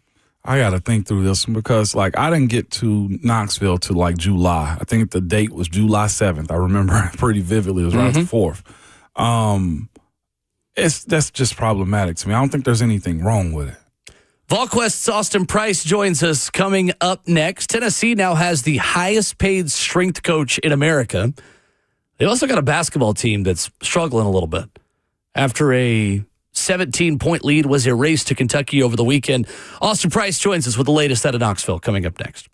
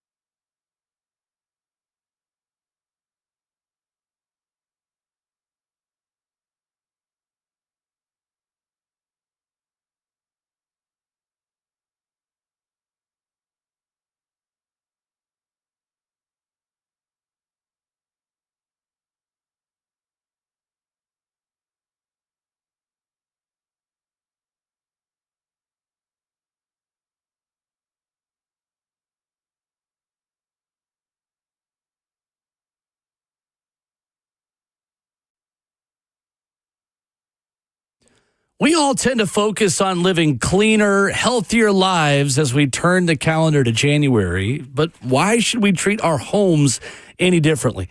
Hey, it's Will Bowling for my friends at Zerorez. We spend most of our time at home. Let's make it a healthy experience. If you're looking for somebody to come in, clean, make things look nice again, feel cleaner again, I'm here to tell you, Zerorez is different. The science behind ZR Water's cleaning agents is much healthier than using soaps and detergents to clean. If you don't want to take my word for it, check out the Google reviews and Facebook reviews for Zerorez who say, yeah, things are staying cleaner longer. It's a smarter, lasting clean that you're going to get with Zerorez. Check them out online at ZerorezNashville.com. There's no harsh chemicals. There's no soap residue. There's faster dry times. And things are going to stay cleaner longer with the technology at Zerorez. Zerorez, you can spell it backwards or forwards. It's the right way to clean. Call them at 615-535-9376 or book online at ZerorezNashville.com. And don't forget to ask about their air duct cleaning.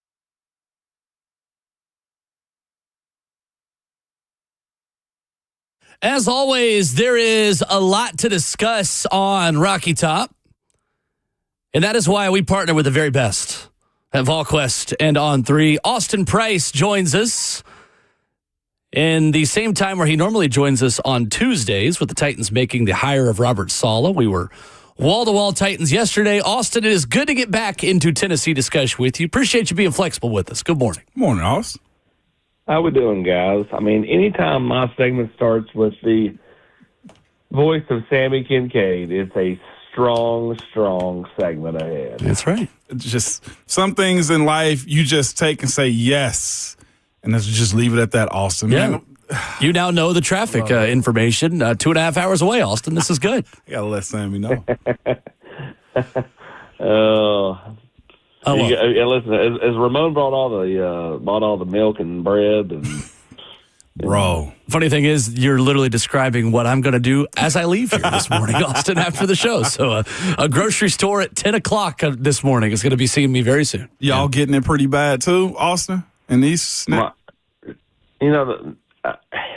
don't know. We'll see what happens, right? I mean, you get all the models and everything. My wife started doing like a Walmart order and a Publix order like on Monday, and I'm like, I mean, the bread's going to have mold on it before the snow even gets here.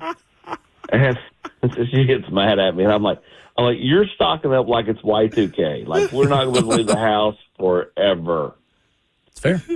Very fair. A lot of leftovers we'll be eating. A lot of us have no idea what we're doing once white stuff starts falling from the sky. No doubt about it. Well, Austin, what stands out to you about Derek Owings, Tennessee's new strength coach, reportedly the highest paid strength coach in college football? What is the highlight of his resume, and what do you think he brings to this program?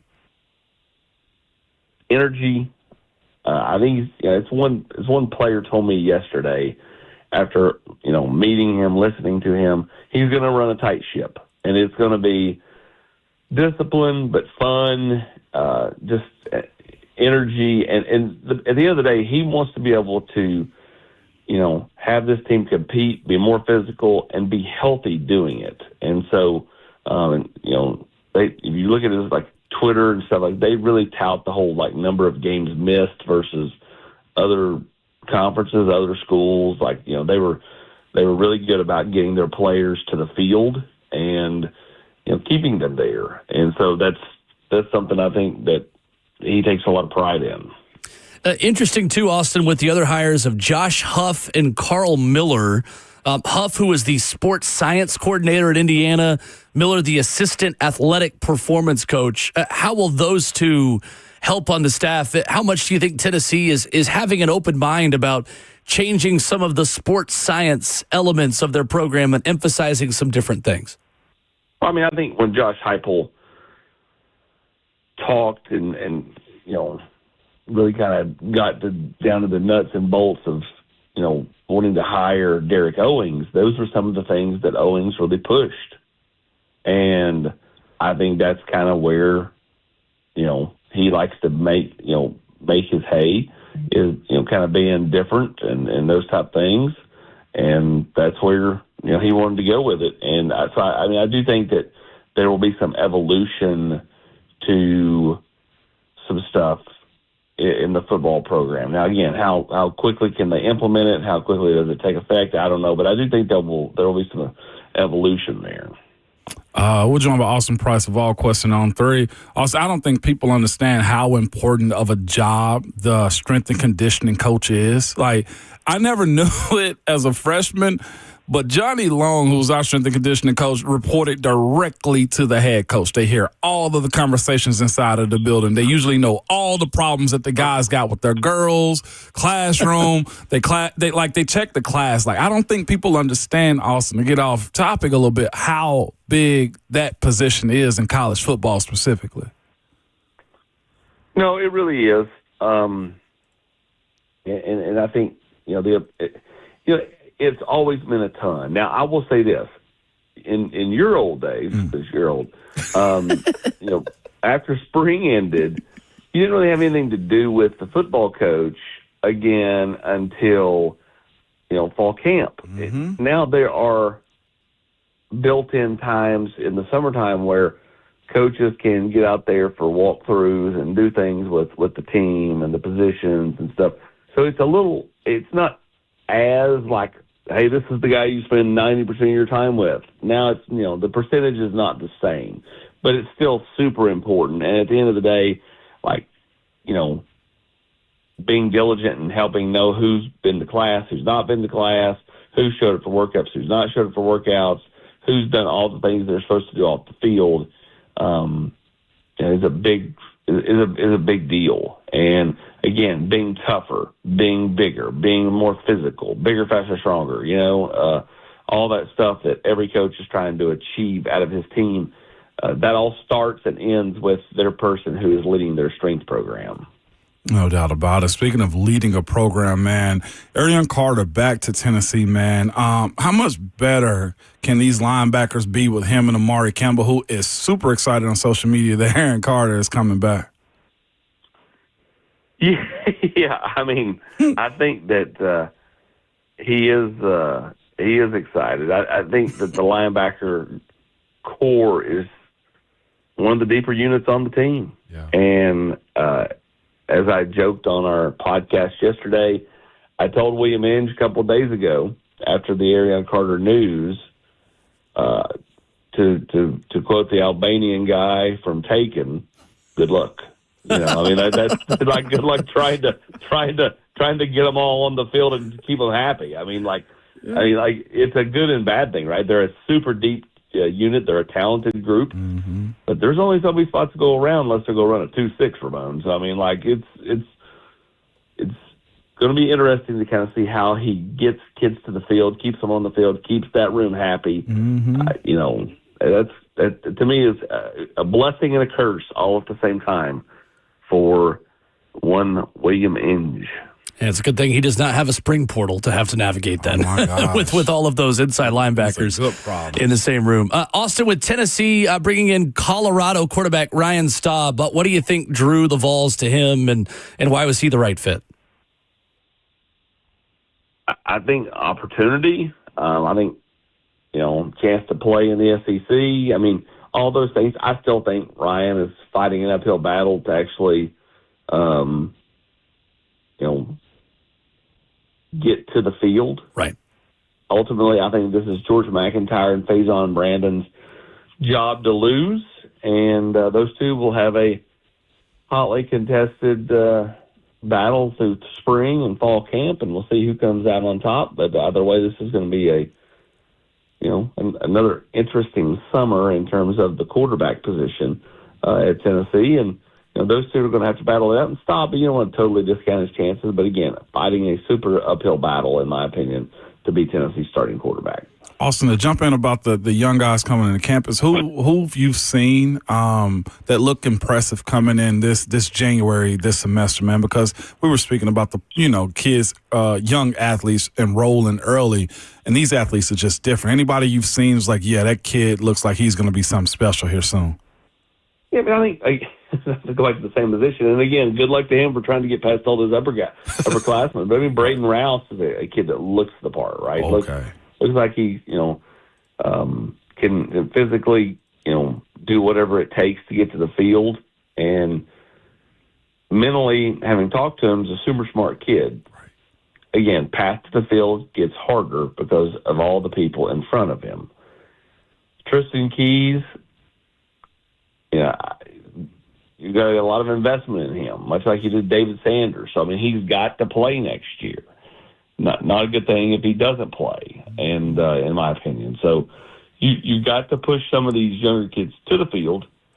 Obviously, they're going to push a lot of these transfers to the field, and we'll kind of see where things go from there. But I mean, Tennessee's brought in some good-looking kids out of the transfer portal. They brought in some good-looking kids from the high school ranks, and we'll see who can sink or swim and help them as fast as possible.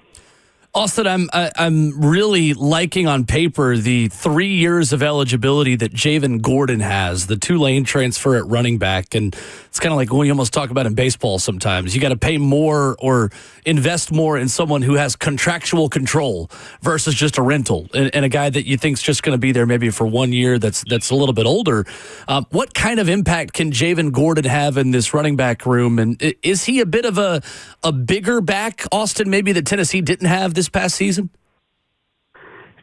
He's a thicker kid. I wouldn't call him a bigger back. Okay. I mean, best way to put it. Low center of gravity, thick, probably can take a pounding. Again, he's not an overly big kid, but I do think, he could make some hay in between the tackles.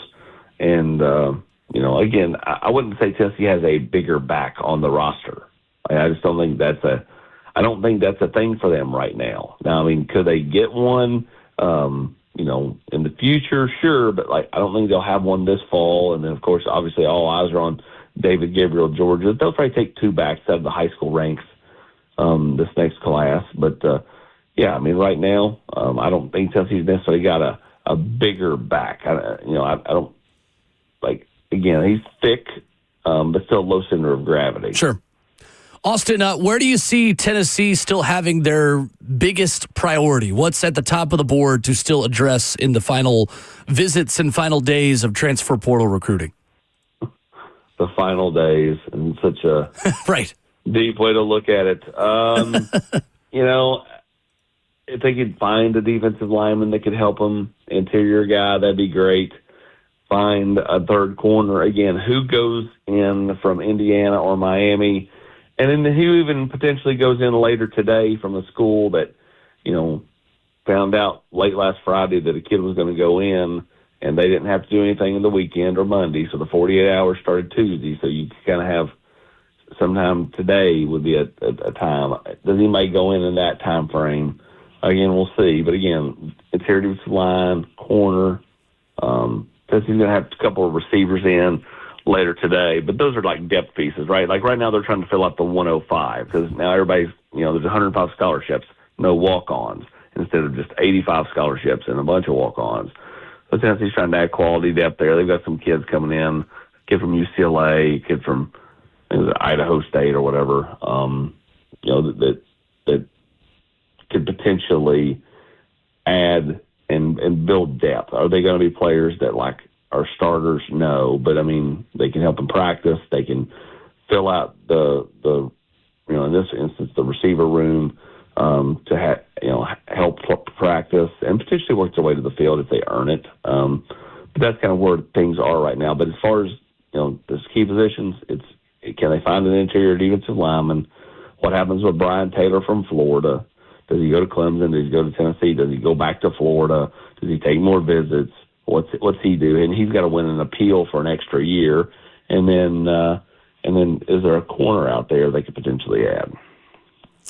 Austin, this is what are we to make of this basketball team right now, man? What's most concerning you about how they're not closing out games and just losing the way they are? Well, it's just getting over the hump. Blowing a 17-point lead at home obviously wasn't ideal. And I still think Nate Ament's figuring it out. And I said this on our podcast yesterday. Maybe I'll be wrong, but something tells me when we reach the first week of February, we're all going to be saying, wow, they've really turned it around. I just feel like Ament's figuring it out, and that's huge in my opinion. If he becomes more assertive and is playing at a better big picture level, then Gillespie's going to continue to score. He's got to quit having bad, lazy pass turnovers. That killed them the other day. And I still think this team's got its best basketball ahead of it. I'm preaching patience with this team. And I know we're sitting here, 3 weeks into January, but I think 10 days from now, I'm interested to see where we are with this basketball team. Man, Will and I joked about, it might have been at the beginning of this month, like, watch, this would be the team that actually makes it to the Final Four. They got the talent. It's never the team you expect it to be. It's not. You know, like, they're erratic as heck there. The cardiac boys on defense, on every weekend. It just makes sense that this team, to your point, Austin, as frustrating as they are, will probably get it together. And the concerns as far as what they can fix is all fixable. Jacoby Gillespie, throw the ball better. Nate and Mint, get more aggressive. Stop trying to fight people under the basket. Stay out of foul trouble. Where is JP Estrella? Where is JP Estrella? He's like a witness protection. You know, it's a lot of these same things I said when I was watching the Steelers for years. Like, Ramon, block the guy in front of you. But let him. Hey, Austin. Listen, in my career, I'm single-digit sacks given up over 11 years. I just want to throw that out there. Letting Ndamukong Suh blow right by you. Never had that problem. Never had that problem. You know who my biggest challenge was? It was two guys. That sticks out to me. Haloti Ngata. Oh, that's three guys. I was a young guy with Haloti. My biggest challenges were Calais Campbell and Malik Jackson. Go Vols. Go Vols. It was the long arms that caused me problems. My arms are long as heck anyway, Austin. I'm a 6'6" guard, so I never worried about bodies and everything. It was Malik had super long arm. He was good side to side. And Calais is just like Lurch out there. I thought you were going to say Leon Lett. I ain't that old. Austin Price. I swear, Tuesdays when I see at 8:20. Don't be near a hill. I'm pushing you for down. us this morning at Austin Priceless on Twitter. The reason my screen time's up. Checking the general quarters of the last 3 weeks. Thank you, Austin. We appreciate you. Appreciate it, Austin. I hope your bread goes molded. Tell Sammy I said hello. We will. I won't. Thank you. Thank you, Austin. Appreciate you. Love you. Love y'all. All right. Oh, that was good. Good stuff. You are right, though, and getting back to football on the strength coach thing. Bro. Especially when you're young and when you're just starting your college football career, you see the strength coach what is it, 5 times more than you talk to the head coach. More than you ever saw your parents. Right. That's true of multiple sports also. That was true for me. Will, listen to me. I was not a highly recruited athlete at Tennessee, but when I was there, you spend more time with the strength coach than you do head coach early. I still got relationships with them dudes right now because of all of that. Rod Moore is with the Steelers right now. Johnny Long, I'm trying to find him. I think he's in Florida somewhere. All of these dudes, they got relationships. All of them, man. It's crazy. The way I always saw it, too, you've got to be good enough to earn a conversation about your problems with the head coach. Absolutely. Until you are a starter, if you got an issue, hey, man, come over here in my office. Let's not bother coach with that. What's your problem? Let's see what I can do for you. You know what they'll tell you? You'll get be your all right. bleeping behind in his weight room. Right. Yeah, come over in the weight room. Here's a protein shake. You grow up around the strength and conditioning coach. That is, we had very different student-athlete experiences at Tennessee. That's probably one area where our Venn diagram is similar. Yeah. In the fact, not in terms of our personal experience, but just in the way our sports would work. Now you got to earn the opportunity to tell the head coach about your problems. Yeah, you do. 615-737-1045 is our number. We'll get to Keith. We'll get to more of your thoughts. Dan Graziano had interesting stuff at ESPN.com about the way Robert Saleh's immediate future is perceived in Nashville. He's talking about how much success do people around the league think Robert Saleh is going to have in Tennessee. I think the answer might surprise you. You'll hear from Dan Graziano coming up next.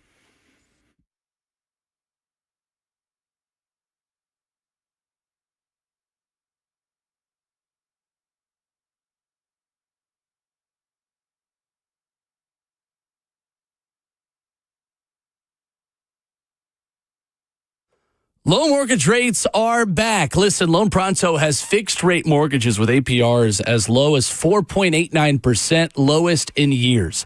Hey, it's Will Bowling. Smart homeowners are taking advantage of this while they can. If you got stuck at a 6% loan, you can lower your payment big time. Or you can keep your primary mortgage intact to get cash out of your equity with Loan Pronto's Rapid Equity Loan. One homeowner just got $250,000 out of their home. They paid off all their credit cards and some car loans and cut their monthly expense by $2,000. Call now and see what option works best for you, but don't miss the big rate drop of 2026. Ask about new home loans, VA loans, full cash out refis, or their famous rapid equity loan. You can close in less than 2 weeks, and you may be able to skip your next 2 house payments altogether. Call 615-499-5780 or visit loanpronto.com for your free instant home appraisal with no hard credit pull. Call 615-499-5780 now, loanpronto.com. Equal housing lender, NMLS 1661781, APR for well-qualified buyers. Visit NMLSconsumeraccess.org.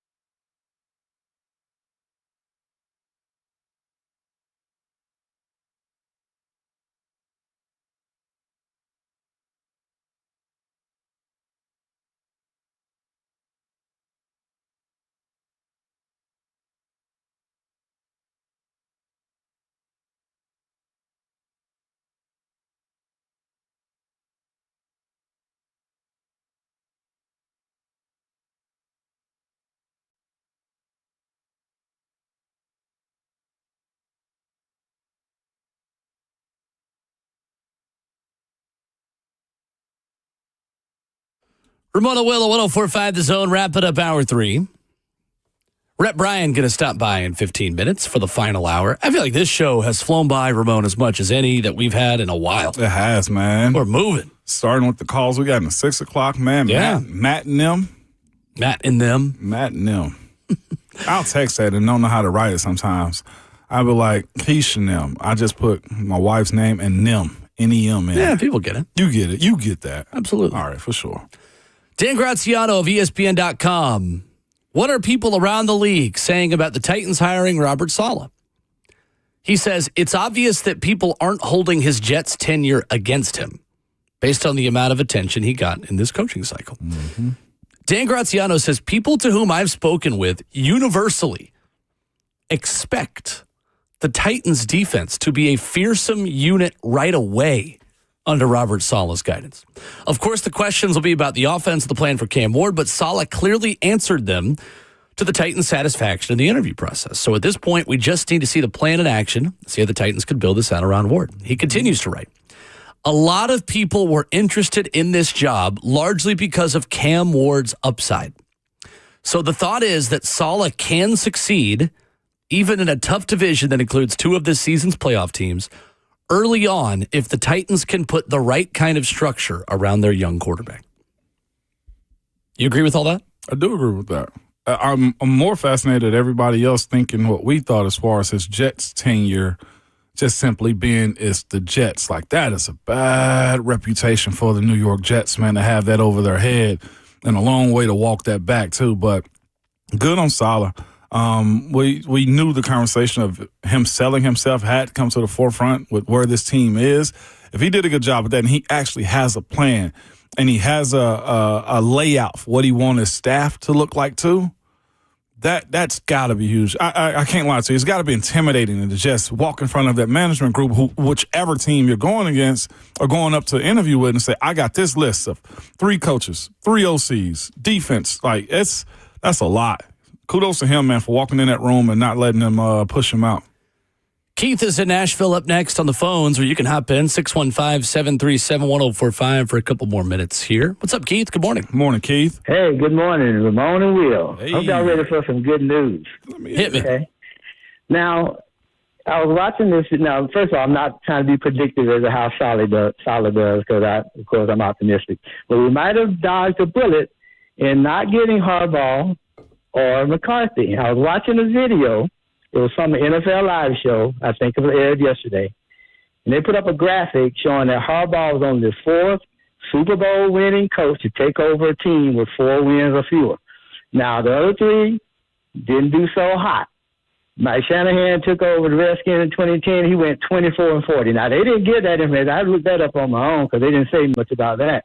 Okay. But he went 24-40. The second was Doug Peterson that took over Jacksonville in 2022. Mm-hmm. He went 22-29. Now, to his credit, he won the division the first year, but he still didn't end so well. And then everybody knows Pete Carroll and the troubles he had in Vegas. Mm-hmm. You know, sometimes we don't know what we're reaching for. It's better to have somebody that's still hungry for that ultimate success. You know, because those guys that won and took over bad teams, they have not fared very well. Right. No doubt. So, got a great point right there, Keith. So I'm just going to leave y'all to chew on that. And y'all have a great day. Enjoy the snowpocalypse and tighten up. Thank you, Keith. I'll say this at least, Ramon. The same questions about staff would have been relevant for John Harbaugh that are relevant for Robert Saleh. Anybody. I mean, on paper, yes. John Harbaugh is an outstanding candidate. Clearly, the Titans agreed in the pursuit that they very publicly, from what's been reported, had for him. But, yeah, there's no perfect candidate. You're right. There are still red flags for John Harbaugh. That's the part I agree with Keith, and we've had this conversation too.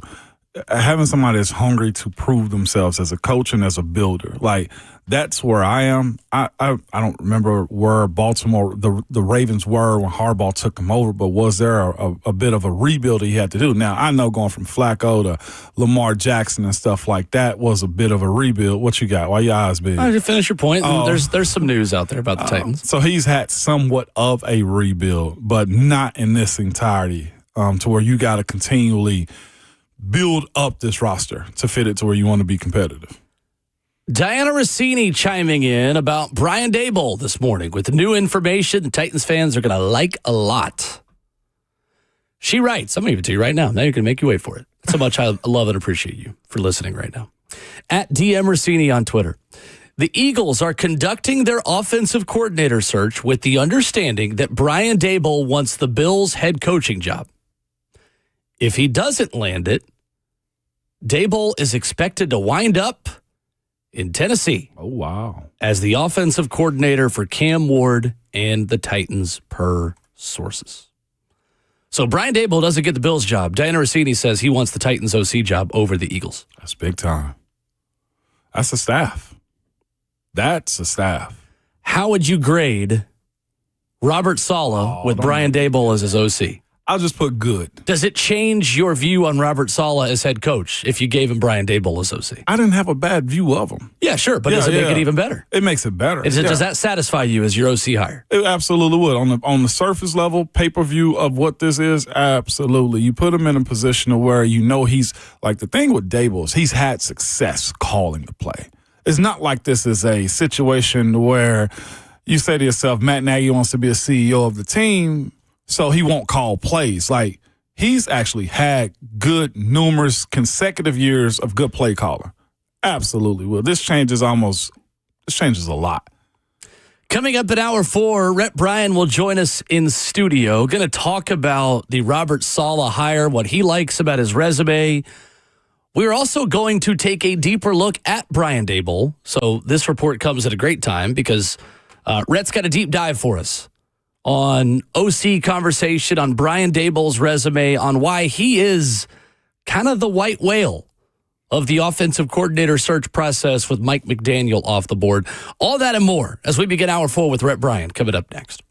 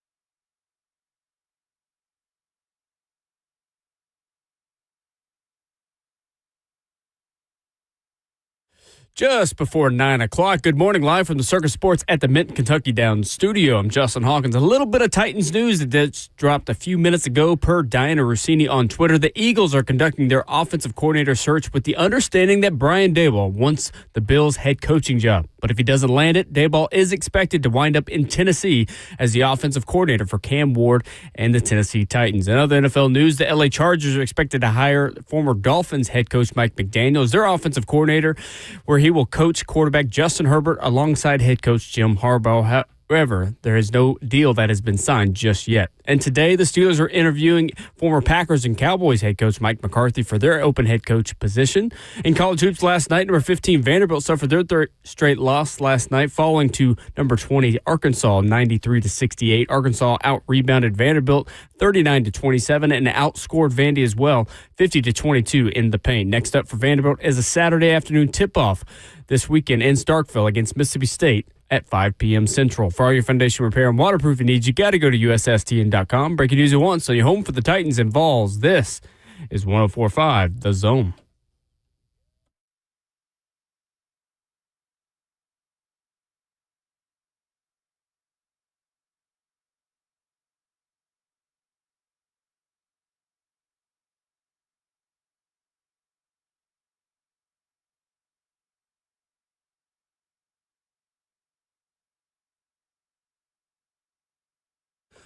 Fourth and final hour of the show on your Wednesday morning commute. Whether you're walking from one room to another in your home office or driving in on I-40 or I-24, we're glad you decided to make us a part of your Wednesday morning. Ramon Foster is here. Justin Hawkins is spinning the hits. Rhett Bryan's in studio with myself, Will Bowling. Good morning. How are you? I'm great. And you, gentlemen? We're excellent. We're excellent. fine and Excellent. dandy. Yes, we are. Very excellent. The Titans have reportedly made a hire, as we know. As we're going to talk more about their OC options, Brian Daboll being one of them, that Diana Rossini just connected very strongly to the team, saying that we are their choice, his choice. Titans are his choice over the Philadelphia Eagles, should he be an OC. What was your initial reaction, though, Rhett, seeing the Robert Saleh news, and what do you like about him as the 20th head coach in Titans history? Yeah, and it's wild, too, because that news basically dropped fully on the 20th day of January. He became the 20th That's right. reported head coach of the franchise. Check that out. I like it just because I'll say it this way without going too far into the weeds. I believe Cam Ward and the rest of his teammates need a strong alpha coach. Not that there aren't alpha, like it seems like red football coaches, aren't they alphas anyway? There are some that are more than others, and I think Robert Saleh fits the bill on that. And then, you know, if you listen to Jeffrey Simmons on Bussin' with the Boys, there seems to be some credence to that. That's the first part of it. And then, you know, you look at, okay, well, why was he let go as the head coach of the New York Jets? Well, if you remember, that year that they won the Aaron Rodgers sweepstakes for the first time ever. He'd never been available before. You know, he snapped his Achilles 4 plays into the regular season. We all watched it because it was one of the kickoff games, you know. And they still won 7 games that year with Zach Wilson. And in the 56 games he was the head coach, he had 6 different quarterbacks. I mean, when you think about it, he had Zach Wilson for 31 games. He had Mike White for 7. Aaron Rodgers only for 6 games. Joe Flacco, 5 games. Trevor Siemian, 3. Tim Boyle, 2. So that's part of it. Are there things I guarantee you he would admit and say, I have to do differently, better, improve, whatever? Absolutely. He does not strike me as someone that is not accountable and responsible at all, or he would not be doing what he's doing. And then when you hear someone like Kyle Shanahan tell you, I hate to lose him, but he's too good. He's way too good to be doing just this. And expecting he would get another opportunity. So that's just the base of my initial thoughts on this. And obviously the team hasn't made it official yet, but all signs point to that. And I'm sure there are contractual things being worked out, and we'll have some official word at some point. I don't know if it'll be this week, next week, or what. It depends on, I think some of it depends on Snowmageddon. Honestly. Let's go. And, buddy, we are, the forecast models are running in the streets, Ramon. They are wild. Yeah, what's the latest on that this morning? So, because I know you're reading all these models as they get updated. And just looking at the people I trust, there has been an updated forecast model this morning that has a shift in this stuff. One I just looked at right before I came in with you guys that has the front moving entirely north and Tennessee not getting as much. But the bigger concern is that there will be a warm air mass that will move aloft and into Middle Tennessee Saturday afternoon, maybe Sunday night, and then it will change to freezing rain and sleet. Ooh, which don't like that. And then change back over to snow on Sunday, so it'll be a window of several hours of that. Right now, we have better than 30% chance of a quarter inch of ice and over 50% chance of 6+ inches of snow. So look, it's the age-old forecast model for Middle Tennessee. The jet stream fluctuates and moves over us all the time, and it's the typical north of the I-40 corridor. You'll have snow and mostly, that. And below, it'll be a mix of... And look, quite honestly, I don't think they truly know yet. They won't be talking in absolutes till probably tomorrow night as we get closer to this thing. Because the timeline looks to be late Friday night, really wee hours of Saturday morning, lasting throughout the weekend. Okay. I got an alert. I'm going to pull it up for you just to show you how serious they trying to get about this thing, right? Okay. I got an alert, and I was livid. I'm like, why is my phone going off? Because I got weather alerts coming on no matter what. I put mine on sleep mode. They came in at 151 and 152 from separate apps. And I'm like, okay, this getting serious. Okay, it's a winter storm watch. Yeah, so that was the alert. Could they not tell me, Rhett, like at 8 o'clock in the morning? Well, I mean, the weather offices do what the weather offices do. They have staff. I gotta talk to Leland around the clock. Well, now Leland, VFL, also someone I trust. He is. But that's the thing is.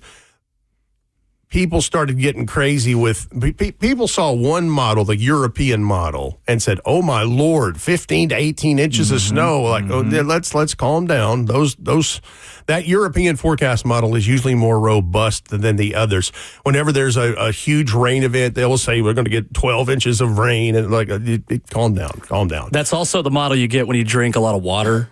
Yeah, European model. Yes, dadjoke.com over here. I ain't laughing. He drove right up, honked the horn, and walked right in the door. Nope, I ain't laughing. Absolutely You're laughing not. on the inside. Don't hide it. Thank you. That's a little bit. I'll be here all just a little bit, he says. I'll be here all week. But the thing is, the bottom line is this. Of all the 5 main forecast models, they all agree there are going to be some kind of winter precipitation. Don't know as to when, where, who gets what, and how much is all yet to be determined. Okay. So I like it. Film at 11. Yeah, that's right. Real quick, because Bills owner Terry Pagula is doing a press conference right now, and I thought this was worth bringing up real quick. Said his decision to bring in a new coach was, quote, based on the results of our game in Denver. So now because Brandon Cooks didn't catch a 50-50 ball, we're firing Sean McDermott. Or because Josh Allen turned it over. Do we get money? Do you get money back 5 on times. Josh's contract then? Call the whole thing out. Do it. Crazy. You got beat by a broke ankle, Bo Nix. Right.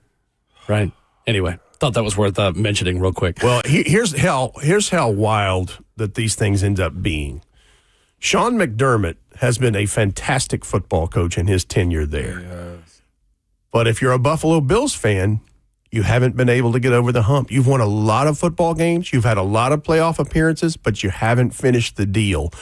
And I think that's where ownership is really kind of planting their flag, so to speak. I do think that's interesting, too, about how NFL coaches are different from college coaches who sometimes have to kind of knock on the door for 5-10 years in order to finally walk through it and win a championship. Most coaches, if they don't win right away within their first 5-6 seasons in the NFL, don't eventually. Like Bill Cowher is the exception to that rule of someone who won their first Lombardi in year 14. He is the outlier within that, where owners are looking around saying, like, not a lot of coaches, if you just keep knocking on the door, eventually walk through it. Typically, things get harder, and there's a reason why you're not walking through and that. Maybe that's the other part of this is that Terry Pegula said, hey, you know what? We weren't able to bust the door down with no Mahomes, no Burrow, no Lamar Jackson, knowing that the arms race of the AFC is what it is. I think there's some of that to be put into that pie somehow. How about blaming his GM a little bit on retaining talent and drafting the right guys? I'm looking at Sean McDermott's tenure there, man. Lost in a wild card, missed the playoffs his second year. Barrett, since 2019, he's had double-digit wins with 2 conference championships visits.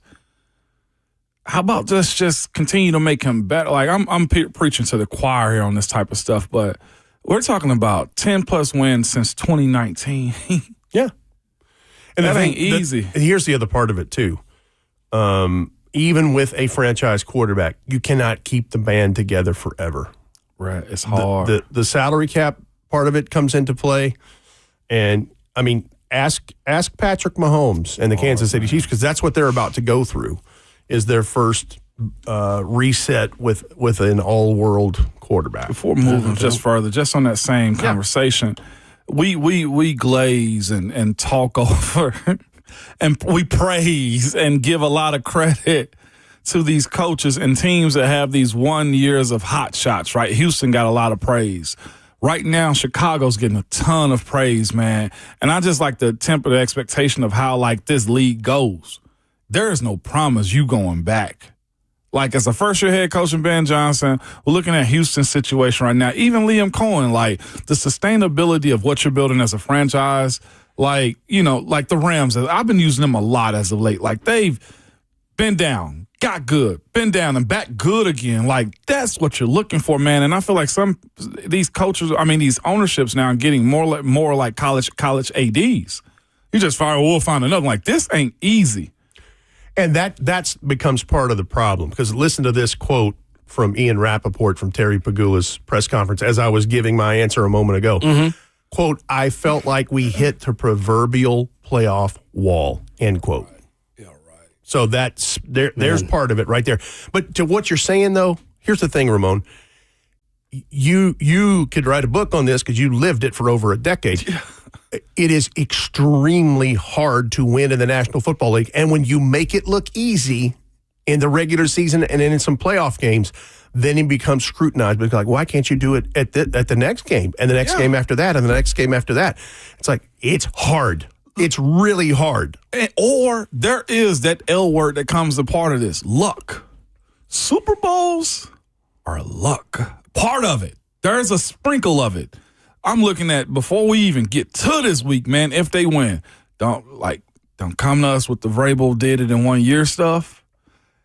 He fell on a very beautiful schedule. The team came together. Including the AFC Championship opponent he's got to play also works in that schedule. I forever think the AFC East is the cushiest division in all of football. Oh, okay. It was when the old team of the Patriots was playing. This is just my player side coming out. I get it. Absolutely. You have to fall into building yourself up to get good and confident enough to allow yourself to be that good. What the Rams are doing right now, that's treacherous. That's hard work. 3 teams with double-digit wins out of one division right there. That's hard work. That's Coach of the Year candidate to me, if we being real about it. I know we going to have somebody call in, well, Vrabel did it. We should have. Y'all, you have a 4th place schedule too. Your 4th place group got really good this year. And let's go a step further. I ain't minimizing Vrabel's the accomplishments this year. He's coaching his behind off. He is. And I'll tell you this, because we know Mike Vrabel. And I can tell you right, Mike Vrabel will go, wait a minute, we ain't done nothing yet. Because they're going to Denver. Take Bo Nix out of this. Yeah. They still have to play that defense. Yeah, man. And guess what? Drake May, what did he get sacked? He's been sacked how many times in the playoffs already? He was sacked 5 times by Houston. Yeah. And fumbled, 3 times and only lost 6 one of them. the week before by the Chargers? Mm-hmm. So, that's 11 in 2 games. And you're talking about Denver now. Mm-hmm. Denver. In Denver. Right. Yeah, Drake May doesn't have to play Bo Nix. He has to play that defense. Right. Benito. It is that baked-in luck element that you've got to have in order to win a championship at any level. Heck, Indiana, I just saw yesterday, Indiana did not lose a fumble over its final 1,047 plays and 15 games. Imagine. No team since 2004 has gone 12-plus consecutive games in a season without losing a fumble. And that's exactly what Ramon just said. I ain't calling it lucky or easy, Yeah, but I'm saying it's you baked have into to have winning those a title. bounces to the ball. You have to have them. 2014, 15, 16, 17, and a little bit of 18. We had probably one of the best, if not the best, makeup of a team. You know what happened? Ben gets hurt. Le'Veon get injured 2 or 3 times. We lose AB.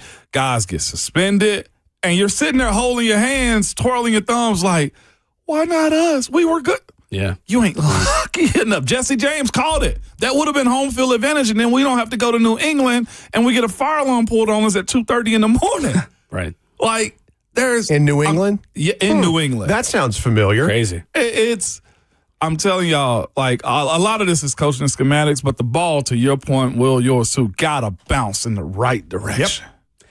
Coming up, there is one name that appears to be emerging, according to multiple reports, for the Titans' next offensive coordinator. We'll talk about that candidate with Rhett Bryan coming up next.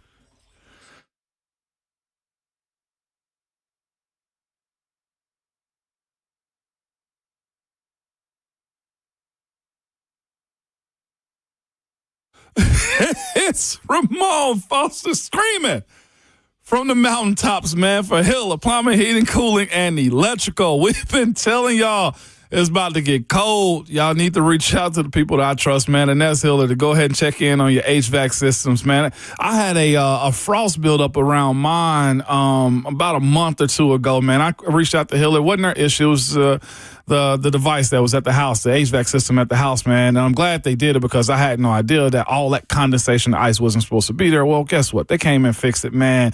Got me right. Checked out my HVAC systems around the house, man. It was a beautiful process with them. They're just good, man. Their techs, always good. Very trustworthy, man. And some of the best people around. The thing about their techs is this. You'll get a photo of that tech and a link to track them in real time when they're coming to your house. Their motto is, and it truly is this, when they come to your house and service it. Happy you'll be able to service is free. If you're not satisfied with the work that they do, they'll do all they can to make it right or just simply give me your money back. You're not in business for over 35 years if you don't do good work like this, man. To learn more about Hiller, to book with them like I do, head over to happyhiller.com.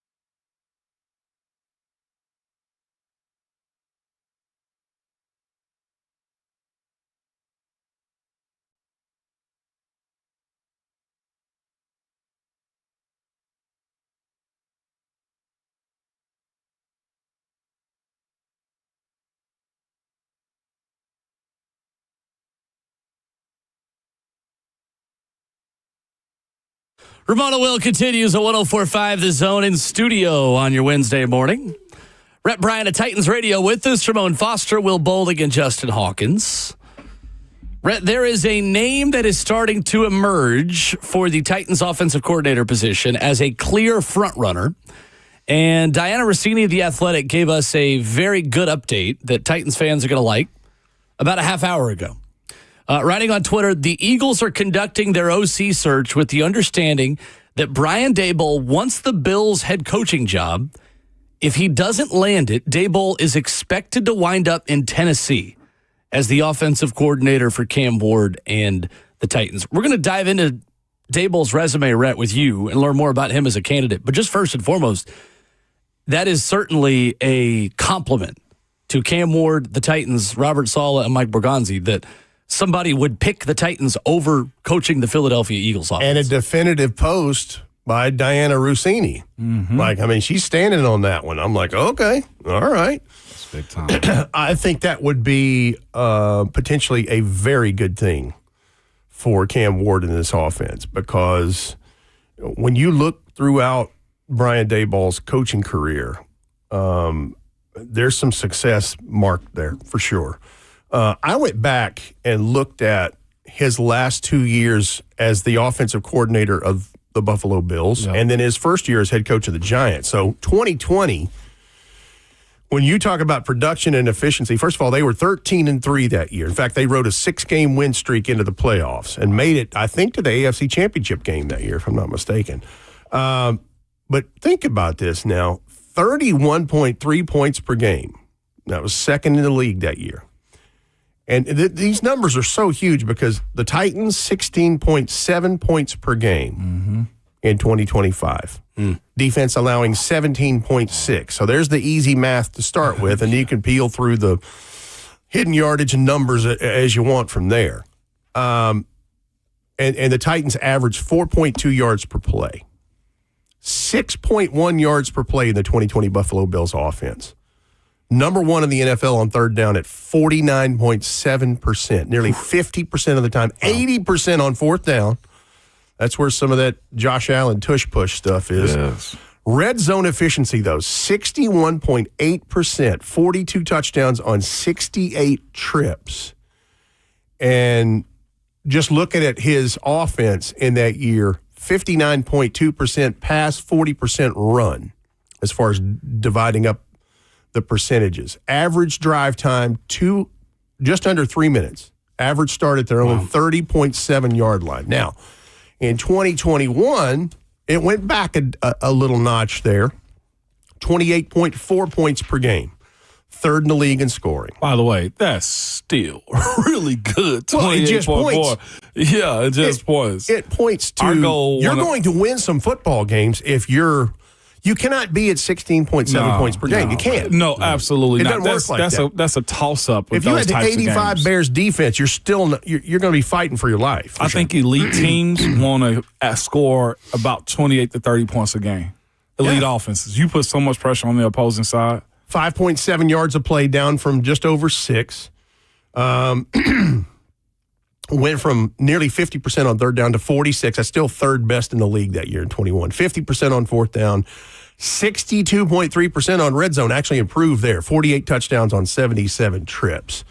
77 trips to the red zone in and of itself is impressive. Right. And then your average drive time, again, just under 3 minutes in 2020, 2:54 in 2021. Average start at your own 32.2 yard line.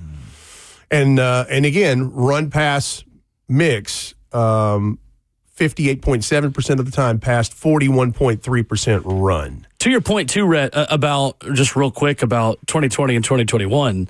For the people that will look at that and say, oh, well, Brian Daboll had a really good quarterback, obviously, in Josh Allen. Anybody would have been good with him. 2020 was year 3 Josh Allen. That was the jump, was year 3 for Josh Allen. So Josh Allen from 2019 only had 20 passing touchdowns and 16 starts to 9 interceptions, just over 3,000 yards. Honestly, his stat line in 2019 in year 2 is a lot like what Cam Ward's looked like in year 1. Because of the lack of starting experience he had in 2018. 2020, Rhett, Josh Allen's quarterback rating went up from 85.3 to 107.2. And that is still Josh Allen's career best quarterback rating in his entire NFL career, 107.2. He threw for 4,500 yards, 37 touchdowns, 10 picks. Threw for 1,500 more yards, 17 more touchdowns. He was sacked 12 less times as well. And Brian Daboll, in both of those years, the Bills leaned into a shotgun spread, pass-first identity, but red zone execution hovered around 62% touchdown rate. I mean, that's just... look, if you can get anywhere near some numbers like that, you're going to win more than 3 ball games. You just are. Yeah, you are. The Titans vastly improved in turnover ratio, or they're minus 16 a year ago and minus 6 this year. Right. Yep. That's huge. Mm-hmm. But you didn't have the point production, and you didn't have, too much or a really good efficiency on third down. It's just part of those things. Then I went to 2022, his first year as the New York Giants head football coach, which also, with the turnaround that they had in that year, he was the Associated Press Coach of the Year after that season. Mm-hmm. So they had a 5-game improvement turnaround looking at. So, yeah, they were 4-13 the year before, went to 9-7-1, and a playoff win. And you were talking about that passer rating for Josh Allen that's still the best mark he's had.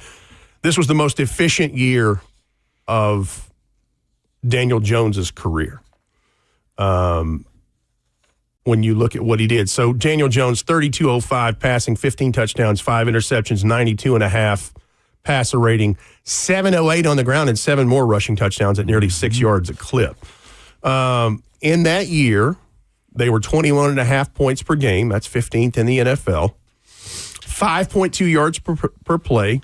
Only 16 turnovers. Mid-level in some offensive categories, but elite in rushing. That is where Saquon Barkley turned back on the juice and became Saquon Barkley. Right. 4th in rushing yards per game at nearly 150. 5th in rushing yards per play at 4.84. Rushing touchdown in each of the final 15 games that year. Saquon Barkley, 13-12 on the ground, 4.4 a carry, 10 touchdowns, 82 yards per game. But so there's a track record of when he arrives and numbers going in the right direction. And by the way, in 2022 with the Giants, they were really limited in the aerial attack because of injuries that year. I mean, their top 3 receivers, Darius Slayton, 724, Richie James at MTSU? 569, the Blue Raider from MTSU, and Isaiah Hodgins with 351 yards through the air. So Daniel Jones' season that year, you put it in that context, was even more impressive. That's what made me like him. So, be quite honest with you. If these reports pair up with the Saleh report and all of these things, these are potentially really good things in a place where Cam Ward can thrive. But here's the thing. There's so much more than just these hires. We know this because the continued improvement in roster construction, the continued improvement in roster construction of the offensive line, and to reduce the 55 quarterback sacks that was allowed, and Cam Ward's a part of that. Cam Ward has to learn to fight another down, not hold on to the ball so much, and then improving weapons around him and filling in some places on defense. Because that's the other part of this. I don't know how much you guys have talked about it this week, but Robert Saleh runs a 4-3 defense. Right. So we asked about that yesterday. There's some structural change there potentially, and what does that look like? Does that open up the conversation for, I'm under the impression, and this is just my opinion, but I think a defensive pick at pick 4 works best. Reuben Bain has just accepted his invitation to the Senior Bowl moments ago. For them. Okay. Now, what's going to be the tail of the tape is literally going to be the story with him with the arm length, because most people think he's an inside guy. And that's why I like Reuben Bain's motor. He made himself a lot of money Monday night. Yes, he did. I mean, he was wrecking stuff. He showed up. And can move pretty doggone nimble and quick for a guy 270-plus pounds.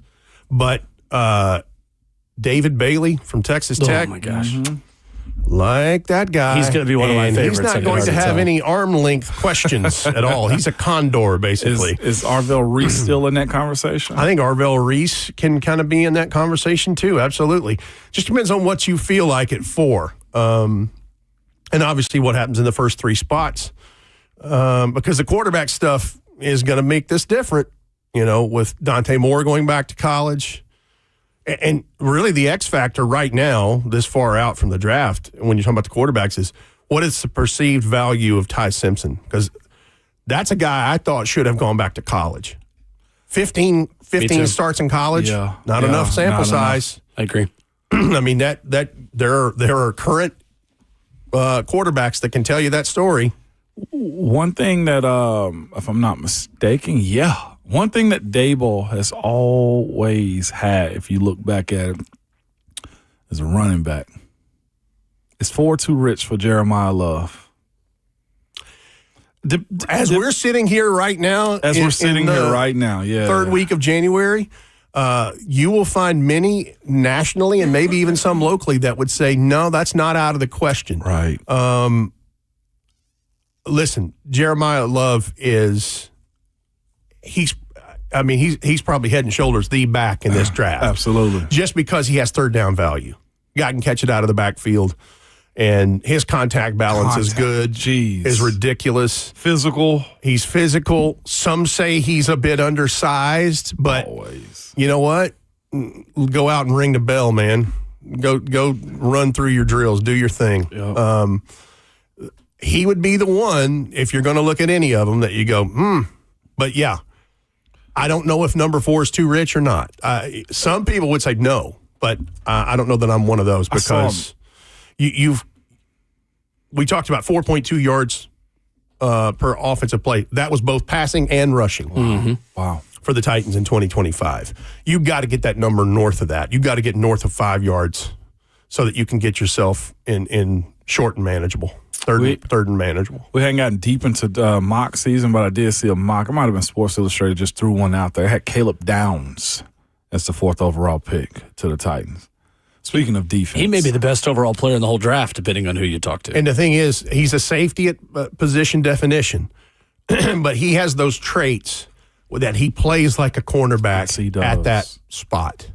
He has that fluidity and movability and, change of direction and fluid hips, as they always say, all those kinds of things. Hips. But, you're going to get varying opinions right now as to who that person is or who they think, because there's always somebody that has a ridiculously good draft season in workouts, private workouts and pro days and whatever, that rise and some fall.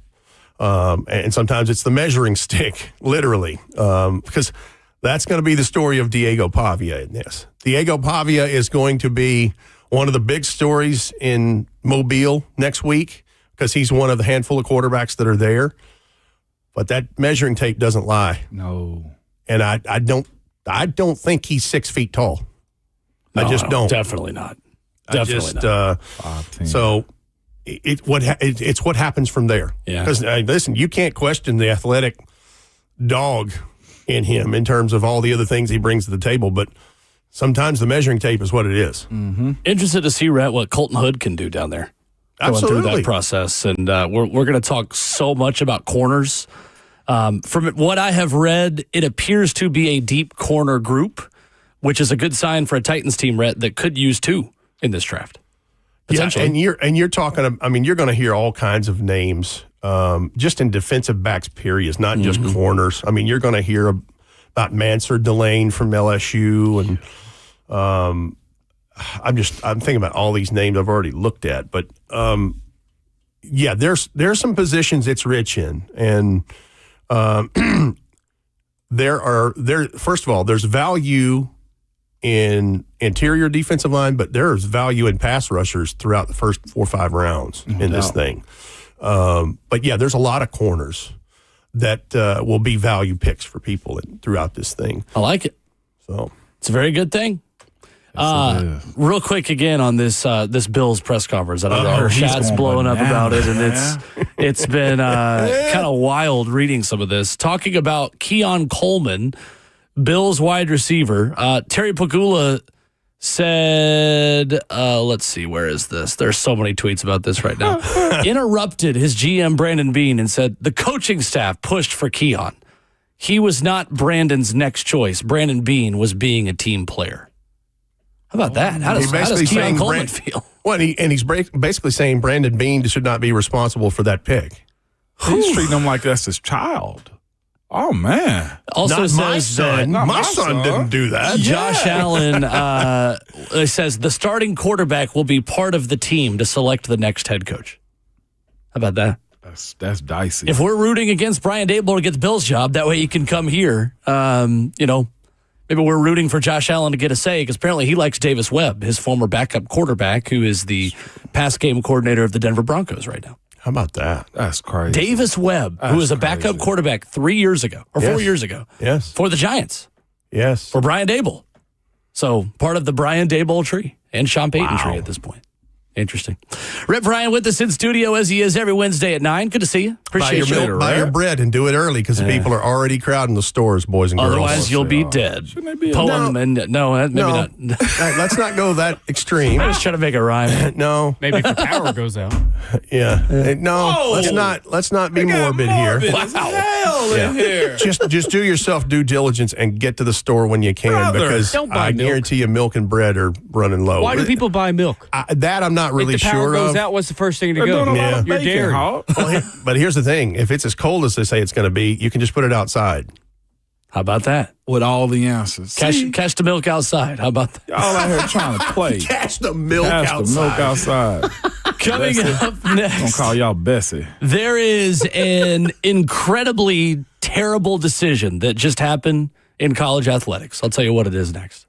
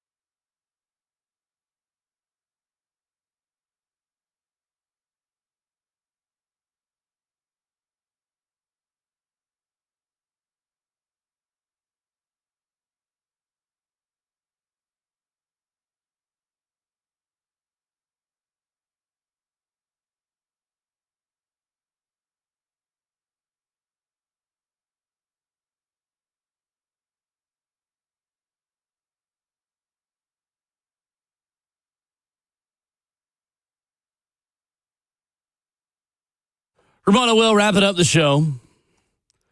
There is an atrocity that's just happened in college sports, Ramon Foster. Oh, what we got this time, man? Charles Bediako is a center for Alabama. He was a center for Alabama, who played on the Alabama basketball team that won the SEC and was the number 1 overall seed in the NCAA tournament in 2023. He will be eligible to play Tennessee this weekend, 3 years later, for Nate Oates in Alabama. Stop. Charles Bediako has been granted a temporary restraining order and is eligible to participate in Bama games per court documents obtained by AL.com's Nick Kelly. This will remain in effect for 10 days or until a hearing on the motion for a preliminary injunction is conducted. A hearing is set for January 27th. There is one game on the schedule before January 27th. What's that? It is Alabama's game at home against Tennessee this Saturday night. He went undrafted in the NBA draft in 2023, suited up for the Spurs G League team for the last 3 seasons, has never played for the Spurs, and after suing the NCAA, has been given a temporary restraining order that allows him to play. 23 years old. If you ever wonder why we hate you people, like, this is it right here. Now, this is the problem with college sports. Right here. Like, what? I remember going to college and thinking, man, I got to get my 4 years. I got to get out. A lot of people didn't even want a red shirt because they were in such a hurry to try to chase their dreams of going to the league. Like, the league, Will, you got 4 friggin' adults trying to go back to play with the kids. Like, this dude's 5 years older, probably going to be 6 years older than the players that he's playing up against. Like, Nate Met don't stand a chance against that grown man's strength. Collusion. No, screw that. That guy need to grow the hell up and go get a job. I'm so serious when I say this too. Like, go get a job already, brother. He went pro after 2023, Bediako, and that was after averaging in his career 6.6 points and 5.2 rebounds in 70 games played. And he didn't get undrafted. He like me running a 5.5 out here. Charles, go make money, do what you want, play G League as long as you want, but eventually it's going to be time to go pro in something other than sports. I get it. Eventually. I get it. Just go play in Europe and get paid. Like, what? Why are you going back to college? If your girlfriend's still at school, like, man, FaceTime her. There's a lot of great basketball being played around the world that could be great for you. Those games in Italy, Spain, Slay will tell you some incredible electric atmospheres Eagles over there right and arenas now. you can play in. There is nothing wrong with that. Get some stamps on your passport, my boy. What are we doing? If he was injured, if he had, you know what I'm saying, some kind of medical situation going on, man, grant that man another year. You know what I'm saying? And two, why is this something you can do halfway through the season? Why are we adding players to basketball teams in late January? Also, if I'm one of the current forwards on that team, I thought I had a spot. You thought wrong. I'm out after this year. Like, what do you mean? You got a 23-year-old just coming in to take my job? On a serious note, like, it really does have to. I blame the coaches. I blame the managers of these players, so too, with this type of stuff. Like, because the coaches are accepting of this. Absolutely, they are. Nate Oates is all right with this. Whatever happened to you curating young men to be men, be adults. And I get we all trying to preserve our jobs and do the right thing by saying we're winning, but like, it's got to be more than winning sometimes. Like, why haven't you facilitated this dude, hell, to go to Oxford? Go somewhere. Like, I'm talking about the Oxford in England. Like, go somewhere, become a doctor. Like, and here's the other part though too. Like, Carson Beck laughed about, like, I ain't been in class in 2 years. That's real. Oh, yeah. You talk to these coaches right now, Ramon, they're less worried about class than ever. I know. You can just take it online, like most places. That's very real, but at the same time, I say this, though, too. Like, it's probably harder to go pro than it is to hit the lotto. Go become a doctor. Go become a high earner if you want to pursue it. Like, use up all the university. Like, at this point, it's just heartening to me that, like, you're failing to use the university's money still. Make them pay for your degree to be a master or to get your doctorate into something. Well, and to that same point, Ramon, too easy on them. I do think it's a side effect of the transfer portal era that if you represent a school for 3-4 years, you're going to make connections in that community as former Tennessee offensive lineman Ramon Foster. You played for 5 seasons at Tennessee, or 5 years. You're on the team for 5 years at Tennessee. You built relationships in business with people that were around the program, with people who are fans of the program. And even if you didn't know them personally, right, there's so many people that you could go to right now. I'm not trying to get rid of you, obviously, believe me.